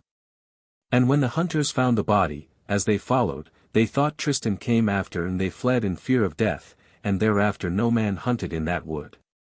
And far off, in the hut upon their couch of leaves, slept Tristan and the queen. There came Gorvenal, noiseless, the dead man's head in his hands that he might lift his master's heart at his awakening. He hung it by its hair outside the hut, and the leaves garlanded it about. Tristan woke and saw it, half hidden in the leaves, and staring at him as he gazed, and he became afraid. But Gorvenal said, "Fear not, he is dead. I killed him with this sword." Then Tristan was glad, and henceforward from that day no one dared enter the wild wood, for terror guarded it and the lovers were lords of it all, and then it was that Tristan fashioned his bow, fail not, which struck home always, man or beast, whatever it aimed at. My lords, upon a summer day, when mowing is, a little after Whitsuntide, as the birds sang dawn Tristan left his hut and girt his sword on him, and took his bow, fail not, and went off to hunt in the wood. But before evening, great evil was to fall on him, for no lovers ever loved so much or paid their love so dear. When Tristan came back, broken by the heat, the queen said, "Friend, where have you been?" "Hunting a hart," he said, "that wearied me. I would lie down and sleep." So she lay down, and between them Tristan put his naked sword, and on the queen's finger was that ring of gold with emeralds set therein, which Mark had given her on her bridal day. But her hand was so wasted that the ring hardly held. And no wind blew, and no leaves stirred, but through a crevice in the branches a sunbeam fell upon the face of Yseult and it shone white like ice. Now a woodman found in the wood a place where the leaves were crushed, where the lovers had halted and slept, and he followed their track and found the hut, and saw them sleeping and fled off, fearing the terrible awakening of that lord. He fled to Tintagel, and going up the stairs of the palace, found the king as he held his pleas in hall amid the vassals assembled. "Friend," said the king, "what came you hither to seek in haste and breathless, like a huntsman that has followed the dogs afoot? Have you some wrong to right, or has any man driven you?" But the woodman took him aside and said low down, "I have seen the queen and Tristan, and I feared and fled." "Where saw you them?" "In a hut in Morholt, they slept side by side." "Come swiftly and take your vengeance." "Go," said the king, "and await me at the forest edge where the red cross stands, and tell no man what you have seen. You shall have gold and silver at your will." The king had saddled his horse and girt his sword and left the city alone, and as he rode alone he minded him of the night when he had seen Tristan under the great pine tree, and Yseult with her clear face. And he thought, "If I find them I will avenge this awful wrong." At the foot of the red cross he came to the woodman and said, "Go first, and lead me straight and quickly." The dark shade of the great trees wrapped them round, and as the king followed the spy he felt his sword, and trusted it for the great blows it had struck of old, and surely had Tristan wakened, one of the two had stayed there dead. Then the woodman said, "King, we are near." He held the stirrup, and tied the rein to a green apple tree, and saw in a sunlit glade the hut with its flowers and leaves. Then the king cast his cloak with its fine buckle of gold and drew his sword from its sheath and said again in his heart that they or he should die. And he signed to the woodman to be gone. He came alone into the hut, sword bare, and watched them as they lay, but he saw that they were apart, and he wondered because between them was the naked blade. Then he said to himself, "My God, I may not kill them. For all the time they have lived together in this wood, these two lovers, yet is the sword here between them, and throughout Christendom men know that sign. Therefore I will not slay, for that would be treason and wrong, but I will do so that when they wake they may know that I found them here, asleep, and spared them and that God had pity on them both." And still the sunbeam fell upon the white face of Yseult, and the king took his ermine gloves and put them up against the crevice whence it shone. Then in her sleep a vision came to Yseult.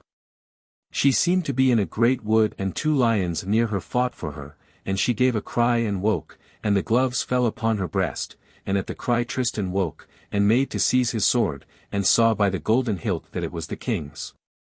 And the queen saw on her finger the king's ring, and she cried, "Oh, my lord, the king has found us here." And Tristan said, "He has taken my sword, he was alone, but he will return, and will burn us before the people. Let us fly." So by great marches with Gorvenal alone they fled towards Wales. Ogrin the Hermit. After 3 days it happened that Tristan, in following a wounded deer far out into the wood, was caught by nightfall. And took to thinking thus under the dark wood alone. It was not fear that moved the king, he had my sword and I slept, and had he wished to slay, why did he leave me his own blade? "Oh, my father, I know you now. There was pardon in your heart, and tenderness and pity, yet how was that, for who could forgive in this matter without shame? It was not pardon, it was understanding. The faggot and the Chantry Leap and the leper ambush have shown him God upon our side. Also I think he remembered the boy who long ago harped at his feet, and my land of Lyonesse which I left for him. The Morholt spear and blood shed in his honor. He remembered how I made no avowal, but claimed a trial at arms, and the high nature of his heart has made him understand what men around him cannot. Never can he know of the spell, yet he doubts and hopes and knows I have told no lie, and would have me prove my cause. Oh, but to win at arms by God's aid for him, and to enter his peace and to put on mail for him again, but then he must take her back, and I must yield her, it would have been much better had he killed me in my sleep. For till now I was hunted and I could hate and forget, he had thrown Yseult to the lepers, she was no more his, but mine, and now by his compassion he has wakened my heart and regained the queen. For queen she was at his side, but in this wood she lives a slave, and I waste her youth, and for rooms all hung with silk she has this savage place, and a hut for her splendid walls, and I am the cause that she treads this ugly road. So now I cry to God the Lord, who is King of the world, and beg him to give me strength to yield back Yseult to King Mark, for she is indeed his wife, wed according to the laws of Rome before all the barony of his land. And as he thought thus, he leant upon his bough, and all through the night considered his sorrow. Within the hollow of thorns that was their resting place Yseult the Fair awaited Tristan's return. The golden ring that King Mark had slipped there glistened on her finger in the moonlight, and she thought, he that put on this ring is not the man who threw me to his lepers in his wrath. He is rather that compassionate Lord who, from the day I touched his shore, received me and protected. And he loved Tristan once, but I came, and see what I have done. He should have lived in the king's palace. He should have ridden through kings and barons' fees, finding adventure, but through me he has forgotten his knighthood, and is hunted and exiled from the court, leading a random life. Just then she heard the feet of Tristan coming over the dead leaves and twigs. She came to meet him, as was her wont, to relieve him of his arms, and she took from him his bow, fail not, and his arrows, and she unbuckled his sword straps. And, friend, said he, it is the king's sword. It should have slain, but it spared us. Yseult took the sword, and kissed the hilt of gold, and Tristan saw her weeping. Friend, said he, if I could make my peace with the king. If he would allow me to sustain in arms that neither by act nor word have I loved you with a wrongful love, any knight from the marshes of Ely right away to Durham that would gainsay me, would find me armed in the ring. Then if the king would keep you and drive me out I would cross to the lowlands or to Brittany with Gorvenal alone. But wherever I went and always, queen, should be yours. Nor would I have spoken thus, Yseult, but for the wretchedness you bear so long for my sake in this desert land. Tristan, she said, there is the hermit Ogrin. Let us return to him, and cry mercy to the King of Heaven. They wakened Gorvenal.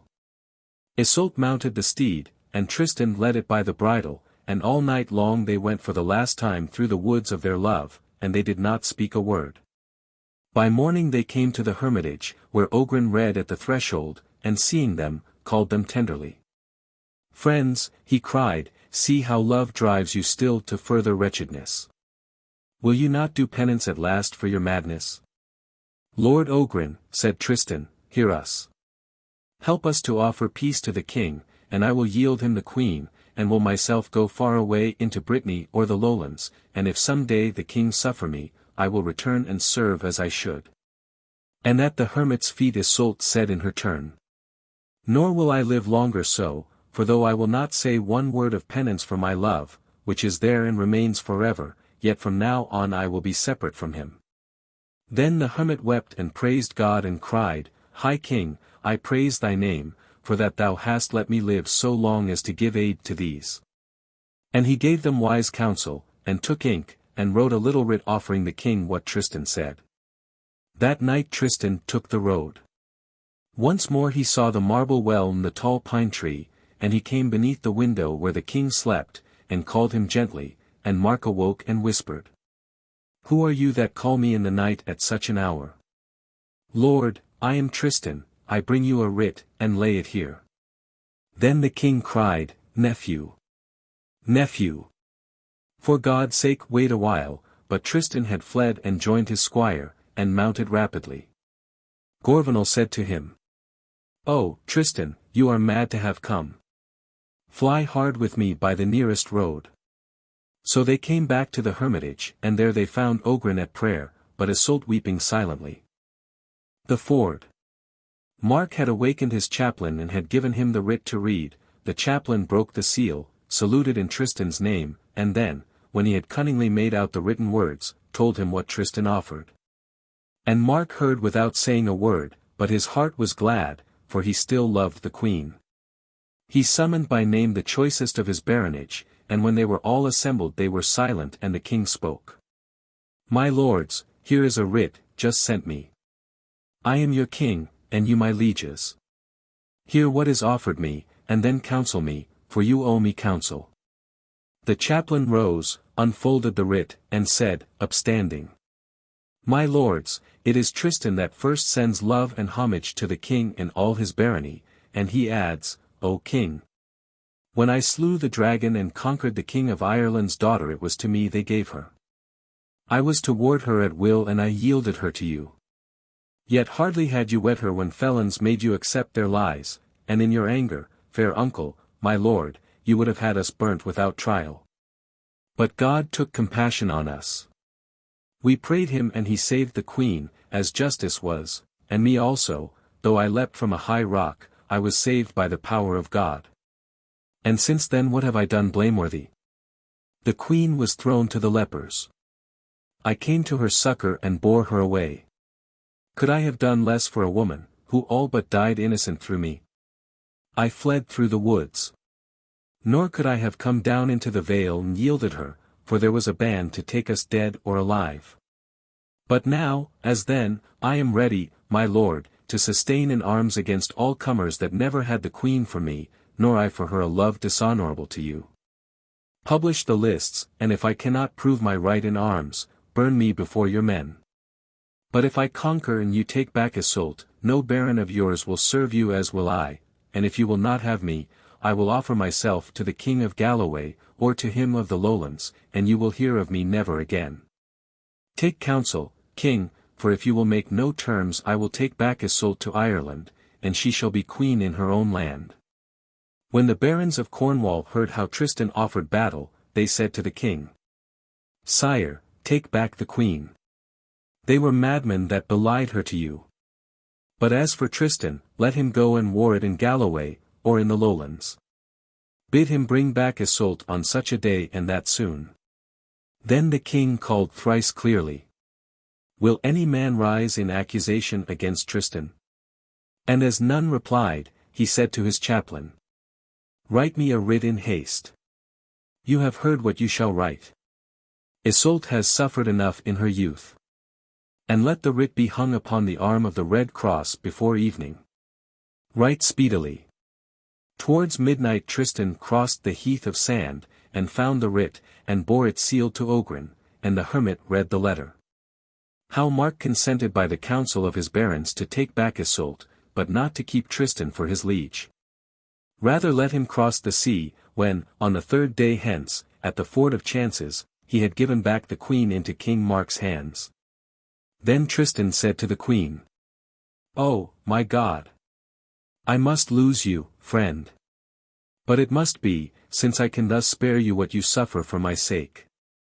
But when we part forever I will give you a pledge of mine to keep, and from whatever unknown land I reach I will send some messenger, and he will bring back word of you, and at your call I will come from far away. Yseult said, sighing. Tristan, leave me your dog, Toothold, and every time I see him I will remember you, and will be less sad. And, friend, I have here a ring of green jasper. Take it for the love of me, and put it on your finger. Then if anyone comes saying he is from you, I will not trust him at all till he show me this ring, but once I have seen it, there is no power or royal band that can prevent me from doing what you bid, wisdom or folly. Friend, he said, here give I you Toothold. Friend, she replied, take you this ring in reward. And they kissed each other on the lips. Now Ogrin, having left the lovers in the hermitage, hobbled upon his crutch to the place called the Mount, and he bought ermine there and fur and cloth of silk and purple and scarlet and a palfrey harnessed in gold that went softly. And the folk laughed to see him spending upon these the small moneys he had amassed so long. But the old man put the rich stuffs upon the palfrey and came back to Yseult. And, Queen, said he, take these gifts of mine that you may seem the finer on the day when you come to the ford." Meanwhile the king had cried through Cornwall the news that on the third day he would make his peace with the queen at the ford, and knights and ladies came in a crowd to the gathering, for all loved the queen and would see her. Save the 3 felons that yet survived. On the day chosen for the meeting, the field shone far with the rich tents of the barons, and suddenly Tristan and Iseult came out at the forest's edge, and caught sight of King Mark far off among his barony. "Friend," said Tristan, "there is the king, your lord, his knights and his men. They are coming towards us, and very soon we may not speak to each other again. By the God of power I conjure you, if ever I send you a word, do you my bidding." "Friend," said Yseult, "on the day that I see the ring, nor tower, nor wall, nor stronghold will let me from doing the will of my friend." "Why then," he said, "Yseult, may God reward you." Their horses went abreast and he drew her towards him with his arm. "Friend," said Yseult, "hear my last prayer, you will leave this land, but wait some days. Hide till you know how the king may treat me, whether in wrath or kindness, for I am afraid. Friend, Ori the woodman will entertain you hidden. Go you by night to the abandoned cellar that you know, and I will send Pyrenees there to say if anyone misuse me. Friend, none would dare. I will stay hidden with Ori, and if any misuse you let him fear me as the enemy himself." Now the 2 troops were near and they saluted, and the king rode a bowshot before his men and with him Dinas of Lydon. And when the barons had come up, Tristan, holding Iseult's palfrey by the bridle, bowed to the king and said, "O king, I yield you here Yseult the Fair, and I summon you, before the men of your land, that I may defend myself in your court. For I have had no judgment. Let me have trial at arms, and if I am conquered, burn me, but if I conquer, keep me by you, or, if you will not, I will be off to some far country." But no one took up Tristan's wager, and the king, taking Iseult's palfrey by the bridle, gave it to Dinas, and went apart to take counsel. Dinas, in his joy, gave all honor and courtesy to the queen, but when the felons saw her so fair and honored as of old, they were stirred and rode to the king, and said, "King, hear our counsel.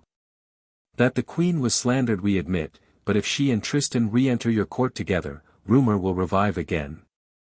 Rather let Tristan go apart a while. Doubtless some day you may recall him." And so Mark did, and ordered Tristan by his barons to go off without delay. Then Tristan came near the queen for his farewell, and as they looked at one another the queen in shame of that assembly blushed, but the king pitied her, and spoke his nephew thus for the first time. "You cannot leave in these rags. Take then from my treasury gold and silver and white fur and grey, as much as you will."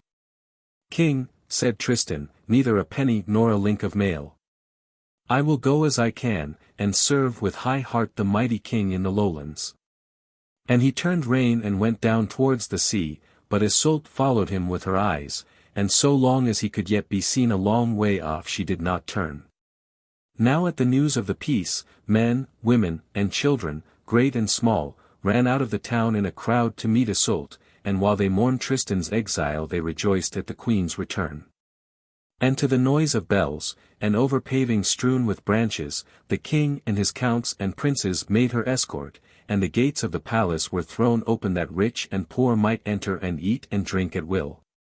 And Mark freed 100 of his slaves, and armed a score of squires that day with hauberk and with sword. But Tristan that night hid with Ori, as the queen had counselled him. The Ordeal by Iron. Denolan, Anret, and Gondolin held themselves safe. Tristan was far over sea, far away in service of a distant king, and they beyond his power.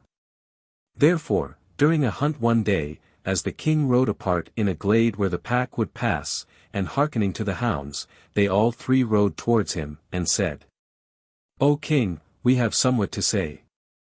Once you condemned the queen without judgment, and that was wrong, now you acquit her without judgment, and that is wrong. She is not quit by trial, and the barons of your land blame you both. Counsel her, then, to claim the ordeal in God's judgment, for since she is innocent, she may swear on the relics of the saints and hot iron will not hurt her." For so custom runs, and in this easy way are doubts dissolved.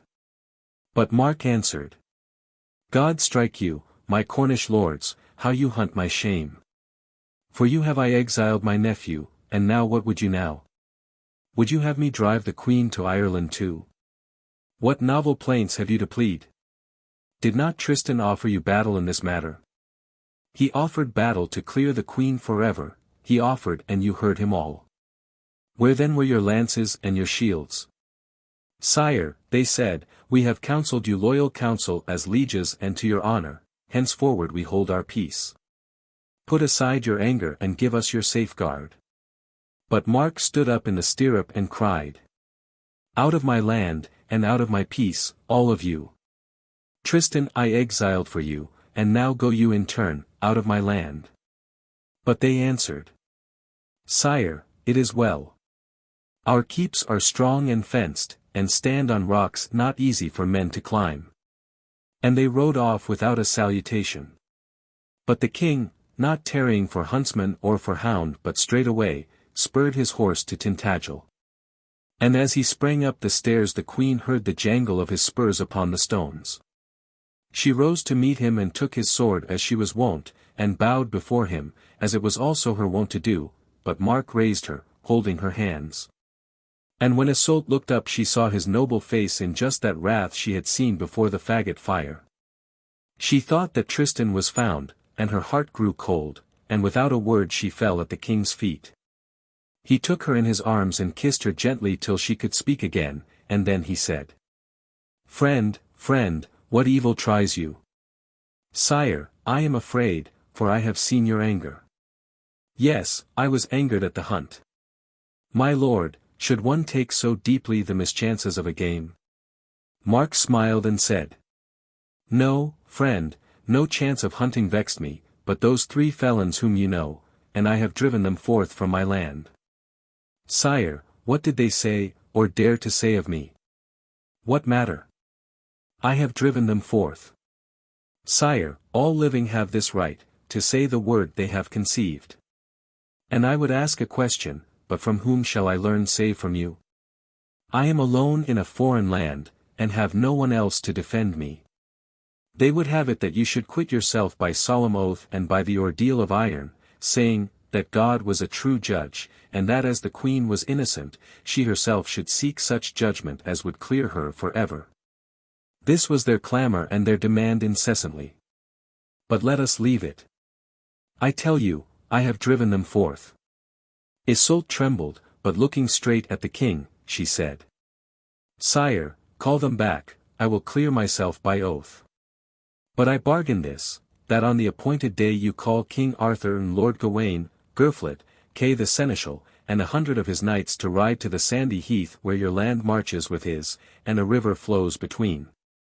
For I will not swear before your barons alone, lest they should demand some new thing, and lest there should be no end to my trials. But if my warranters, King Arthur and his knights, be there, the barons will not dare dispute the judgment. But as the heralds rode to Cardoul, Yseult sent to Tristan secretly her squire Perines, and he ran through the underwood, avoiding paths, till he found the hut of Ori, the woodman, where Tristan for many days had awaited news. Perines told him all, the ordeal, the place, and the time, and added. My lord, the queen would have you on that day and place come dressed as a pilgrim, so that none may know you, unarmed, so that none may challenge, to the sandy heath. She must cross the river to the place appointed. Beyond it, where Arthur and his 100 knights will stand, be you also, for my lady fears the judgment, but she trusts in God. Then Tristan answered. Go back, friend Perines, return you to the queen, and say that I will do her bidding. And you must know that as Perines went back to Tintagel he caught sight of that same woodman who had betrayed the lovers before, and the woodman, as he found him, had just dug a pitfall for wolves and for wild boars. And covered it with leafy branches to hide it, and as Perines came near the woodman fled, but Perines drove him, and caught him, and broke his staff and his head together, and pushed his body into the pitfall with his feet.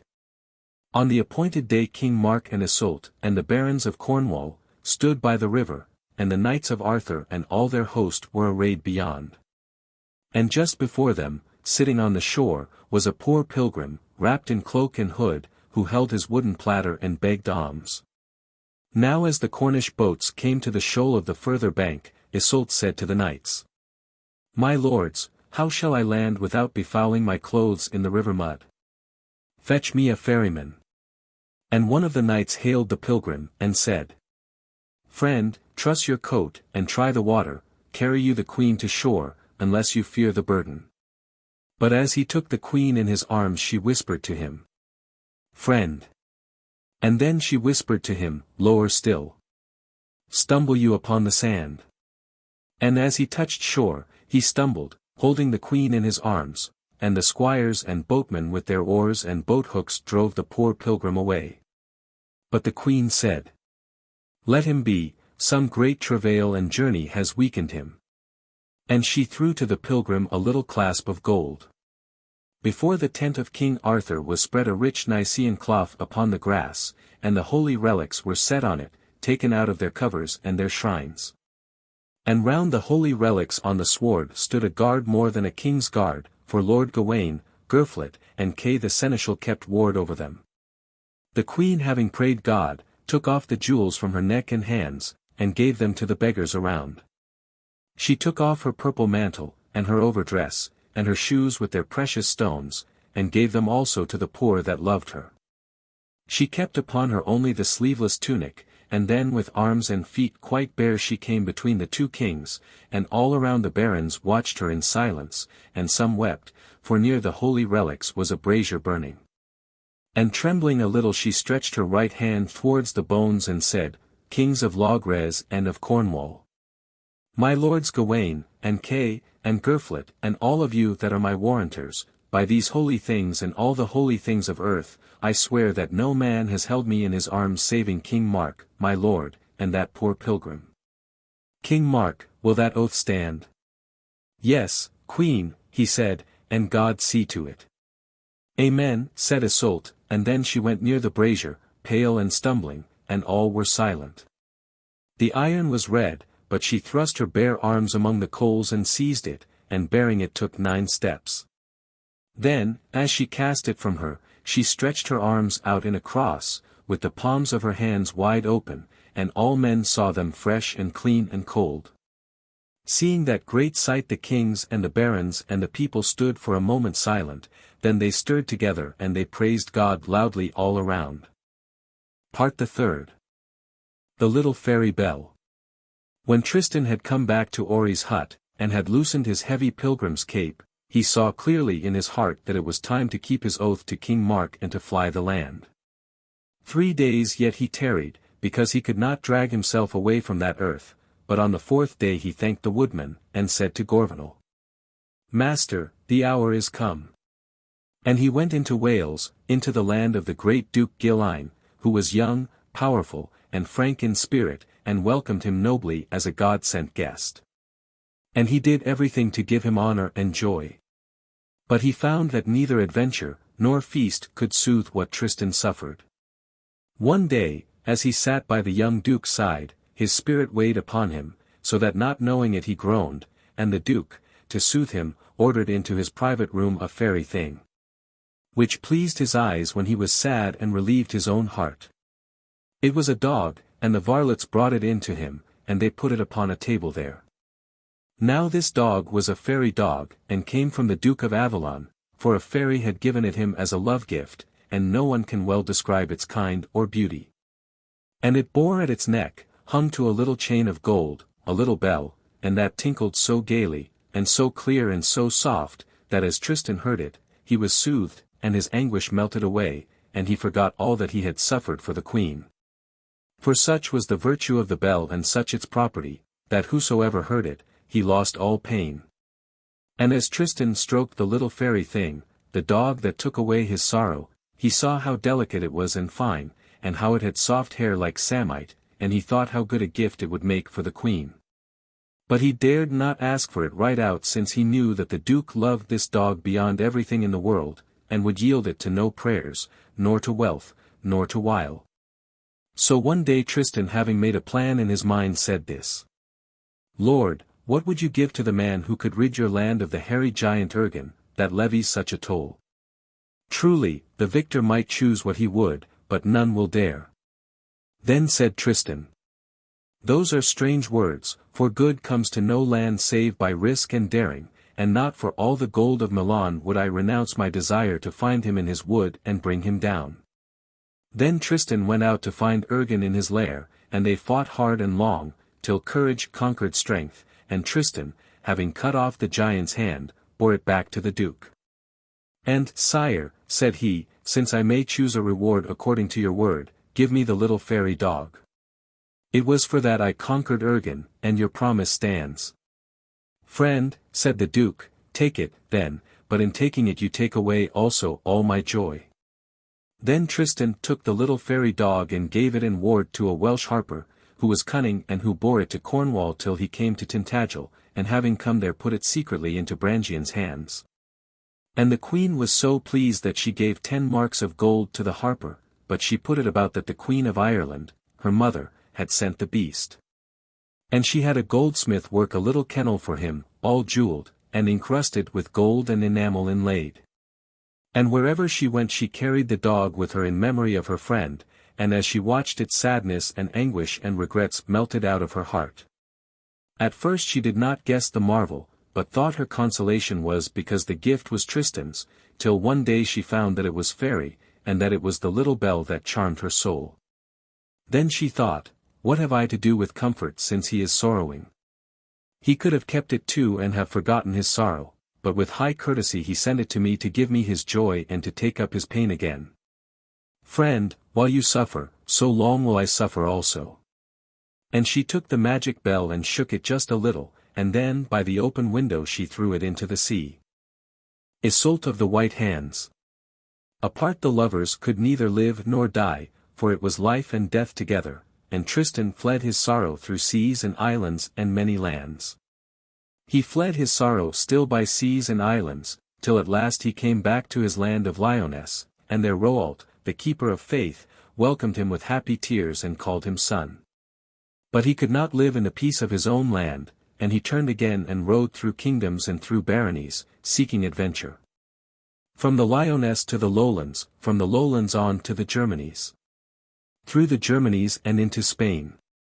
And many lords he served, and many deeds did, but for 2 years no news came to him out of Cornwall, nor friend, nor messenger. Then he thought that Yseult had forgotten. Now it happened one day that, riding with Gorvenal alone, he came into the land of Brittany. They rode through a wasted plain of ruined walls and empty hamlets and burnt fields everywhere, and the earth deserted of men. And Tristan thought, I am weary, and my deeds profit me nothing, my lady is far off and I shall never see her again. Or why for 2 years has she made no sign, or why has she sent no messenger to find me as I wandered? But in Tintagel Mark honors her and she gives him joy, and that little fairy bell has done a thorough work, for little she remembers or cares for the joys and the mourning of old, little for me, as I wander in this desert place. I, too, will forget. On the 3rd day, at the hour of noon, Tristan and Gorvenal came near a hill where an old chantry stood and close by a hermitage also. And Tristan asked what wasted land that was, and the hermit answered. Lord, it is Breton land which Duke Hod holds, and once it was rich in pasture and ploughland, but Count Rivalen of Nantes has wasted it. For you must know that this Count Rivalen was the Duke's vassal. And the Duke has a daughter, fair among all kings' daughters, and Count Rivalen would have taken her to wife. But her father refused her to a vassal, and Count Rivalen would have carried her away by force. Many men have died in that quarrel. And Tristan asked, can the Duke wage his war? And the hermit answered, hardly, my lord. Yet his last keep of Carhaix holds out still, for the walls are strong, and strong is the heart of the Duke's son Cahertan, a very good knight and bold, but the enemy surrounds them on every side and starves them. Very hardly do they hold their castle. Then Tristan asked, how far is this keep of Carhaix? Sir, said the hermit, it is but 2 miles further on this way. Then Tristan and Gorvenal lay down, for it was evening. In the morning, when they had slept, and when the hermit had chanted, and had shared his black bread with them, Tristan thanked him and rode hard to Carhaix. And as he halted beneath the fast high walls, he saw a little company of men behind the battlements, and he asked if the duke were there with his son Caherdin. Now Hod was among them. And when he cried, "Yes," Tristan called up to him and said, "I am that Tristan, King of Lyonesse, and Mark of Cornwall is my uncle. I have heard that your vassals do you a wrong, and I have come to offer you my arms. Alas, Lord Tristan, go you your way alone and God reward you, for here within we have no more food, no wheat, or meat, or any stores but only lentils and a little oats remaining." But Tristan said, "For 2 years I dwelt in a forest, eating nothing save roots and herbs, yet I found it a good life, so open you the door." They welcomed him with honor, and Caherdin showed him the wall and the dungeon keep with all their devices, and from the battlements he showed the plain where far away gleamed the tents of Duke Rhyal. And when they were down in the castle again he said to Tristan, "Friend, let us go to the hall where my mother and sister sit." So, holding each other's hands, they came into the women's room, where the mother and the daughter sat together weaving gold upon English cloth and singing a weaving song. They sang of Yseut the Fair who sits alone beneath the white thorn, and round about her blows the wind. She waits for Dune, her friend, but he tarries long and does not come. This was the song they sang. And Tristan bowed to them, and they to him. Then Caherdin, showing the work his mother did, said, "See, friend Tristan, what a workwoman is here, and how marvellously she adorns stoles and chasubles for the poor minsters, and how my sister's hands run thread of gold upon this cloth. Of right, good sister, are you called, Yseult of the white hands." But Tristan, hearing her name, smiled and looked at her more gently. And on the morrow, Tristan, Caherdin, and 12 young knights left the castle and rode to a pine wood near the enemy's tents. And sprang from ambush and captured a wagon of Count Ryal's food. And from that day, by escapade and ruse they would carry tents and convoys and kill off men, nor ever come back without some booty, so that Tristan and Caherdin began to be brothers in arms, and kept faith and tenderness, as history tells. And as they came back from these rides, talking chivalry together, often did Caherdin praise to his comrade his sister, Yseult of the white hands, for her simplicity in beauty. One day, as the dawn broke, a sentinel ran from the tower through the halls crying, "Lords, you have slept too long, rise, for an assault is on." And knights and burgesses armed, and ran to the walls, and saw helmets shining on the plain, and pennons streaming crimson, like flames, and all the host of Rhyal in its array. Then the Duke and Caherdin deployed their horsemen before the gates, and from a bow-length off they stooped, and spurred, and charged, and they put their lances down together and the arrows fell on them like April rain. Now Tristan had armed himself among the last of those the sentinel had roused, and he laced his shoes of steel, and put on his mail, and his spurs of gold, his hauberk, and his helm over the gorget, and he mounted and spurred. With shield on breast, crying, "Carhaix!" And as he came, he saw Duke Rhyal charging, rein free, at Caherdin, but Tristan came in between. So they met, Tristan and Duke Rhyal. And at the shock, Tristan's lance shivered, but Ryal's lance struck Tristan's horse just where the breastpiece runs, and laid it on the field. But Tristan, standing, drew his sword, his burnished sword, and said, "Coward! Here is death ready for the man that strikes the horse before the rider." But Rhyal answered, "I think you have lied, my lord." And he charged him. And as he passed, Tristan let fall his sword so heavily upon his helm that he carried away the crest and the nasal, but the sword slipped on the mailed shoulder, and glanced on the horse, and killed it. So that of force Duke Rhyal must slip the stirrup and leap and feel the ground. Then Rhyal too was on his feet, and they both fought hard in their broken mail, their scutcheons torn and their helmets loosened and lashing with their dented swords, till Tristan struck Rhyal just where the helmet buckles. And it yielded and the blow was struck so hard that the baron fell on hands and knees.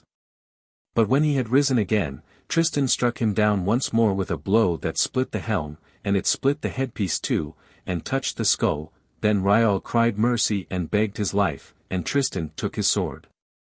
So he promised to enter Duke Hull's keep and to swear homage again, and to restore what he had wasted, and by his order the battle ceased, and his host went off discomfited. Now when the victors were returned, Caherden said to his father, "Sire, keep you Tristan. There is no better knight, and your land has need of such courage." So when the duke had taken counsel with his barons, he said to Tristan, "Friend, I owe you my land, but I shall be quit with you if you will take my daughter, Yseult of the White Hands, who comes of kings and of queens, and of dukes before them in blood." And Tristan answered, "I will take her, sire." So the day was fixed, and the duke came with his friends and Tristan with his, and before all, at the gate of the minster, Tristan wed Yseult of the White Hands, according to the church's law. But that same night, as Tristan's valets undressed him, it happened that in drawing his arm from the sleeve they drew off and let fall from his finger the ring of green jasper, the ring of Yseult the Fair. It sounded on the stones, and Tristan looked and saw it. Then his heart awoke and he knew that he had done wrong. For he remembered the day when Yseult the Fair had given him the ring. It was in that forest where, for his sake, she had led the hard life with him, and that night he saw again the hut in the wood of Morholt, and he was bitter with himself that ever he had accused her of treason. For now it was he that had betrayed, and he was bitter with himself also in pity for this new wife and her simplicity and beauty.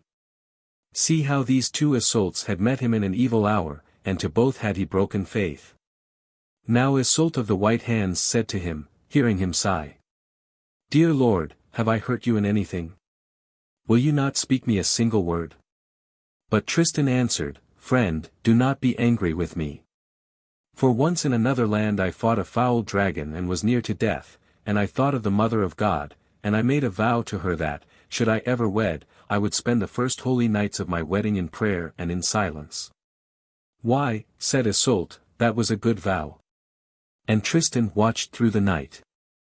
The Madness of Tristan.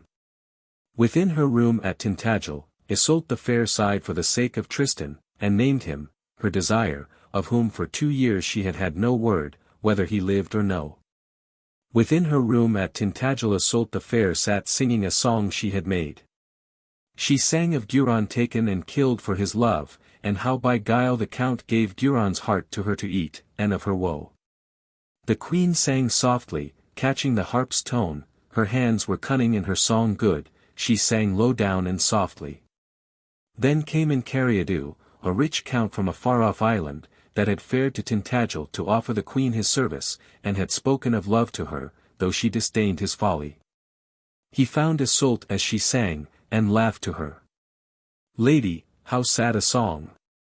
As sad as the ospreys, do they not say he sings for death? And your song means that to me, I die for you." And Yseult said, "So let it be and may it mean so. For never come you here but to stir in me anger or mourning. Ever were you the screech owl or the osprey that boded ill when you spoke of Tristan, what news bear you now?" And Cariadu answered, "You are angered, I know not why, but who heeds your words? Let the osprey bode me death, here is the evil news the screech owl brings. Lady Yseult, Tristan, your friend is lost to you. He has wed in a far land. So seek you otherwhere, for he mocks your love. He has wed in great pomp Yseult of the White Hands, the king of Brittany's daughter." And Cariadu went off in anger, but Yseult bowed her head and broke into tears. Now far from Yseult, Tristan languished, till on a day he must needs see her again. Far from her, death came surely, and he had rather die at once than day by day. And he desired some death, but that the queen might know it was in finding her. Then would death come easily. So he left Carhaix secretly, telling no man, neither his kindred nor even Caherden, his brother in arms. He went in rags afoot, for no one marks the beggar on the high road, till he came to the shore of the sea. He found in a haven a great ship ready, the sail was up and the anchor chain short at the bow. "God save you, my lords," he said, "and send you a good journey. To what land sail you now?" "To Tintagel," they said. Then he cried out. "Oh, my lords!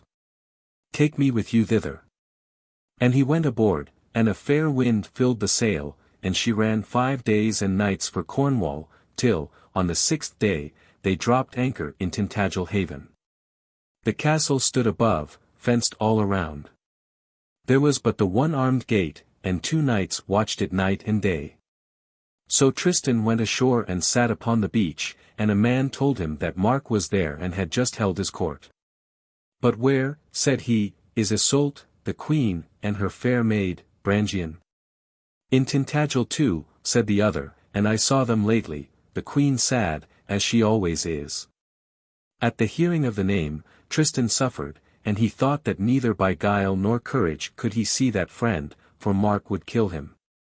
And he thought, "Let him kill me and let me die for her, since every day I die. But you, Yseult, even if you knew me here, would you not drive me out?" And he thought, "I will try guile. I will seem mad, but with a madness that shall be great wisdom. And many shall think me a fool that have less wit than I." Just then a fisherman passed in a rough cloak and cape, and Tristan, seeing him, took him aside, and said, "Friend, will you not change clothes?" And as the fisherman found it a very good bargain, he said in answer, "Yes, friend, gladly." And he changed and ran off at once for fear of losing his gain. Then Tristan shaved his wonderful hair. He shaved it close to his head and left across all bald, and he rubbed his face with magic herbs distilled in his own country, and it changed in color and skin so that none could know him.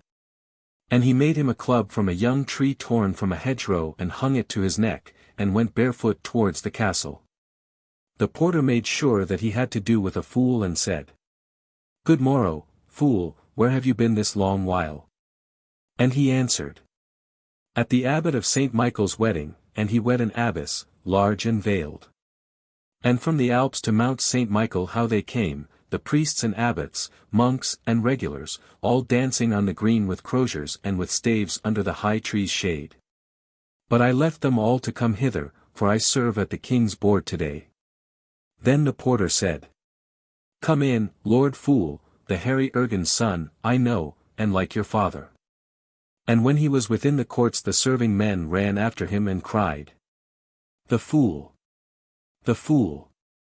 But he made play with them though they cast stones and struck him as they laughed, and in the midst of laughter and their cries, as the rout followed him, he came to that hall where, at the queen's side, King Mark sat under his canopy. And as he neared the door with his club at his neck, the king said, "Here is a merry fellow, let him in." And they brought him in, his club at his neck. And the king said, "Friend, welcome, what seek you here?" "Yseult," said he, "whom I love so well, I bring my sister with me, Brunhild, the beautiful. Come, take her, you are weary of the queen. Take you my sister and give me here Yseult, and I will hold her and serve you for her love." The king said laughing, "Fool, if I gave you the queen, where would you take her, pray?" "Oh, very high," he said, "between the clouds and heaven, into a fair chamber glazed. The beams of the sun shine through it, yet the winds do not trouble it at all. There would I bear the queen into that crystal chamber of mine all compact of roses and the morning." The king and his barons laughed and said, "Here is a good fool at no loss for words." But the fool as he sat at their feet gazed at Yseult most fixedly. "Friend," said King Mark, "what warrant have you that the queen would heed so foul a fool as you?" "Oh, sire," he answered gravely, "many deeds have I done for her, and my madness is from her alone." "What is your name?" they said, and laughed. "Tristan," said he, "that loved the queen so well, and still till death will love her." But at the name the queen angered and weakened together, and said, "Get hence for an evil fool." But the fool, marking her anger, went on. "Queen Yseult, do you mind the day, when, poisoned by the Morholt spear, I took my harp to sea and fell upon your shore? Your mother healed me with strange drugs. Have you no memory, queen?" But Yseult answered, "Out, fool, out. Your folly and you have passed the bounds. But the fool, still playing, pushed the barons out, crying, "Out! Madman, out! Leave me to counsel with Yseult, since I come here for the love of her." And as the king laughed, Yseult blushed and said, "King, drive me forth this fool." But the fool still laughed and cried, "Queen, do you mind you of the dragon I slew in your land? I hid its tongue in my hose, and, burnt of its venom, I fell by the roadside. Ah! What a knight was I then, and it was you that succored me." Yseult replied, "Silence. You wrong all knighthood by your words, for you are a fool from birth. Cursed be the seamen that brought you hither, rather should they have cast you into the sea." "Queen Yseult," he still said on, "do you mind you of your haste when you would have slain me with my own sword? And of the hair of gold? And of how I stood up to the seneschal?" "Silence," she said, "you drunkard. You were drunk last night, and so you dreamt these dreams." "Drunk, and still so am I," said he, "but of such a draught that never can the influence fade. Queen Yseult, do you mind you of that hot and open day on the high seas? We thirsted and we drank together from the same cup, and since that day have I been drunk with an awful wine." When the queen heard these words which she alone could understand, she rose and would have gone. But the king held her by her ermine cloak, and she sat down again. And as the king had his fill of the fool he called for his falcons and went to hunt, and Yseult said to him, "Sire, I am weak and sad, let me go rest in my room, I am tired of these follies." And she went to her room in thought and sat upon her bed and mourned, calling herself a slave and saying, "Why was I born? Brangain, dear sister, life is so hard to me that death were better. There is a fool without, shaven crisscross, and come in an evil hour, and he is warlock, for he knows in every part myself and my whole life, he knows what you and I and Tristan only know." Then Brangain said, "It may be Tristan." "But, no," said the queen, "for he was the first of knights, but this fool is foul and made awry. Curse me his hour and the ship that brought him hither." "My lady," said Brangain, "soothe you. You curse over much these days. Maybe he comes from Tristan. I cannot tell. I know him not. But go find him, friend, and see if you know him." So Brangain went to the hall where the fool still sat alone. Tristan knew her and let fall his club and said, "Brangain, dear Brangain, before God, have pity on me." "Foul fool," she answered, "what devil taught you my name?" "Lady," he said, "I have known it long. By my head, that once was fair, if I am mad the blame is yours, for it was yours to watch over the wine we drank on the high seas. The cup was of silver and I held it to Yseult and she drank. Do you remember, lady?" "No," she said, and as she trembled and left he called out, "Pity me." He followed and saw Yseult. He stretched out his arms, but in her shame, sweating agony she drew back, and Tristan angered and said, "I have lived too long, for I have seen the day that Yseult will nothing of me. Yseult, how hard love dies. Yseult, a welling water that floods and runs large is a mighty thing, on the day that it fails it is nothing, so love that turns." But she said, "Brother, I look at you in doubt and tremble, and I know you not for Tristan. Queen Yseult, I am Tristan indeed that do love you, mind you for the last time of the dwarf, and of the flower, and of the blood I shed in my leap. Oh! And of that ring I took in kisses and in tears on the day we parted. I have kept that jasper ring and asked it counsel." Then Yseult knew Tristan for what he was, and she said, "Heart, you should have broken of sorrow not to have known the man who has suffered so much for you. Pardon, my master and my friend." And her eyes darkened and she fell, but when the light returned she was held by him who kissed her eyes and her face. So passed they 3 full days. But, on the third, 2 maids that watched them told the traitor Anret, and he put spies well armed before the women's rooms. And when Tristan would enter they cried, "Back, fool!" But he brandished his club laughing, and said, "What? May I not kiss the queen who loves me and awaits me now? And they feared him for a mad fool, and he passed in through the door. Then, being with the queen for the last time, he held her in his arms and said, "Friend, I must fly, for they are wondering. I must fly, and perhaps shall never see you more. My death is near, and far from you my death will come of desire.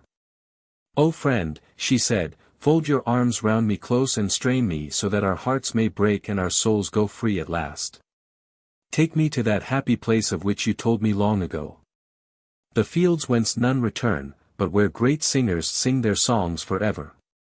Take me now. I will take you to the happy palace of the living, Queen. The time is near. We have drunk all joy and sorrow. The time is near. When it is finished, if I call you, will you come, my friend?" "Friend," said she, "call me and you know that I shall come." "Friend," said he, "God send you his reward." As he went out the spies would have held him. But he laughed aloud, and flourished his club, and cried, "Peace, gentlemen, I go and will not stay. My lady sends me to prepare that shining house I vowed her, of crystal, and of rose shot through with morning." And as they cursed and drave him, the fool went leaping on his way. The Death of Tristan. When he was come back to Brittany, to Carhaix, it happened that Tristan, riding to the aid of Caherdin his brother in arms, fell into ambush and was wounded by a poisoned spear. And many doctors came, but none could cure him of the ill. And Tristan weakened and paled, and his bones showed. Then he knew that his life was going, and that he must die, and he had a desire to see once more Yseult the Fair, but he could not seek her, for the sea would have killed him in his weakness, and how could Yseult come to him? And sad, and suffering the poison, he awaited death. He called Caherdin secretly to tell him his pain, for they loved each other with a loyal love. And as he would have no one in the room save Caherdin, nor even in the neighboring rooms, Yseult of the White Hands began to wonder. She was afraid and wished to hear, and she came back and listened at the wall by Tristan's bed. And as she listened one of her maids kept watch for her. Now, within, Tristan had gathered up his strength, and had half risen, leaning against the wall, and Caherdin wept beside him. They wept their good comradeship, broken so soon, and their friendship. Then Tristan told Caherdin of his love for that other Yseult, and of the sorrow of his life.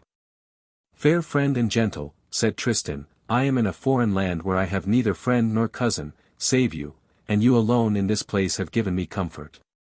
My life is going, and I wish to see once more Yseult the Fair. Ah, did I but know of a messenger who would go to her! For now I know that she will come to me. Caherdin, my brother in arms, I beg it of your friendship. Try this thing for me, and if you carry my word, I will become your liege, and I will cherish you beyond all other men." And as Caherdin saw Tristan broken down, his heart reproached him and he said, "Fair comrade, do not weep. I will do what you desire, even if it were risk of death I would do it for you. Nor no distress nor anguish will let me from doing it according to my power. Give me the word you send, and I will make ready." And Tristan answered, "Thank you, friend, this is my prayer, take this ring, it is a sign between her and me.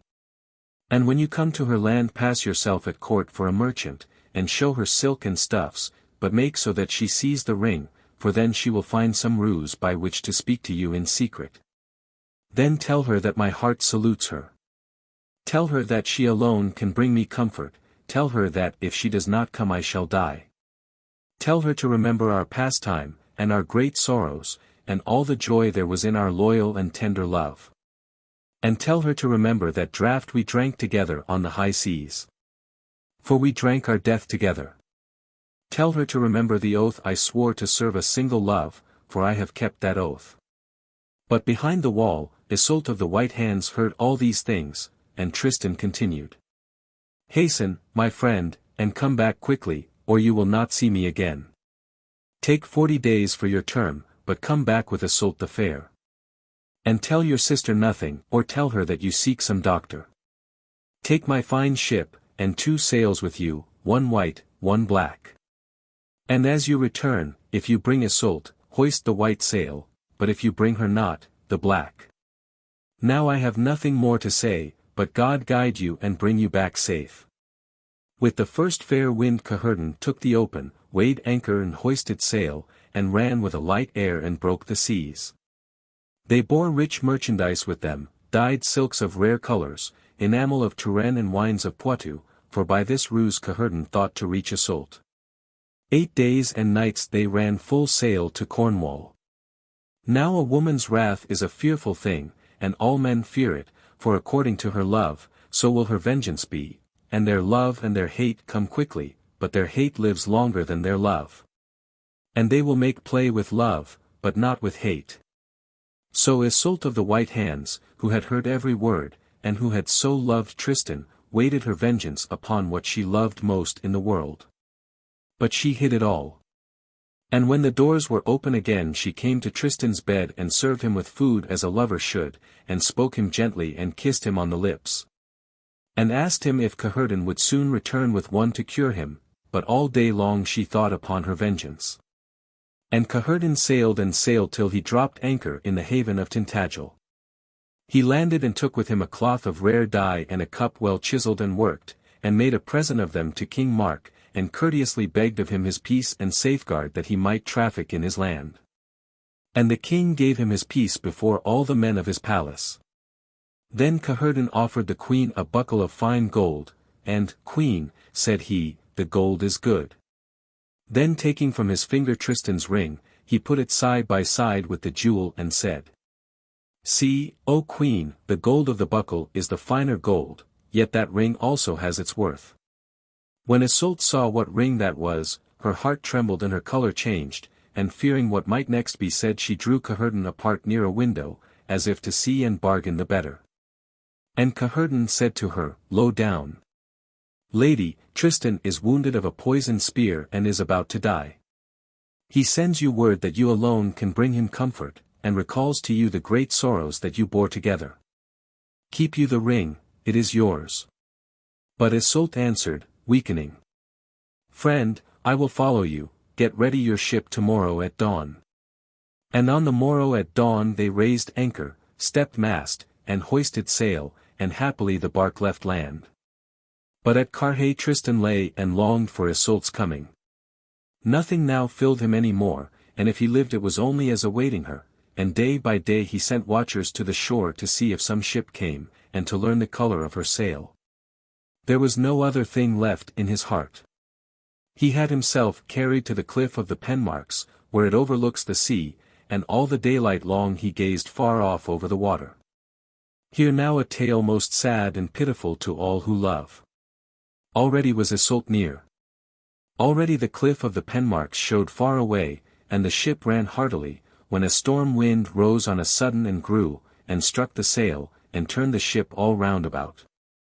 And the sailors bore away and sore against their will they ran before the wind.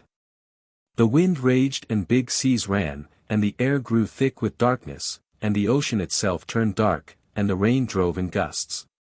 The yard snapped, and the sheet, they struck their sail, and ran with wind and water. In an evil hour they had forgotten to haul their pinnace aboard, it leapt in their wake, and a great sea broke it away. Then Yseult cried out, God does not will that I should live to see him, my love, once, even one time more. God wills my drowning in this sea. Oh, Tristan, had I spoken to you but once again, it is little I should have cared for a death come afterwards. But now, my love, I cannot come to you, for God so wills it, and that is the core of my grief. And thus the queen complained so long as the storm endured, but after 5 days it died down. Caherden hoisted the sail, the white sail, right up to the very masthead with great joy. The white sail, that Tristan might know its colour from afar, and already Caherden saw Brittany far off like a cloud. Hardly were these things seen and done when a calm came, and the sea lay even and untroubled. The sail bellied no longer, and the sailors held the ship now up, now down, the tide, beating backwards and forwards in vain. They saw the shore afar off, but the storm had carried their boat away and they could not land.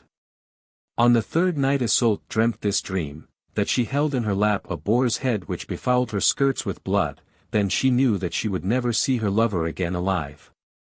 Tristan was now too weak to keep his watch from the cliff of the Penmarks, and for many long days, within walls, far from the shore, he had mourned for Yseult because she did not come. Dolorous and alone, he mourned and sighed in restlessness, he was near death from desire. At last the wind freshened and the white sail showed. Then it was that Yseult of the white hands took her vengeance.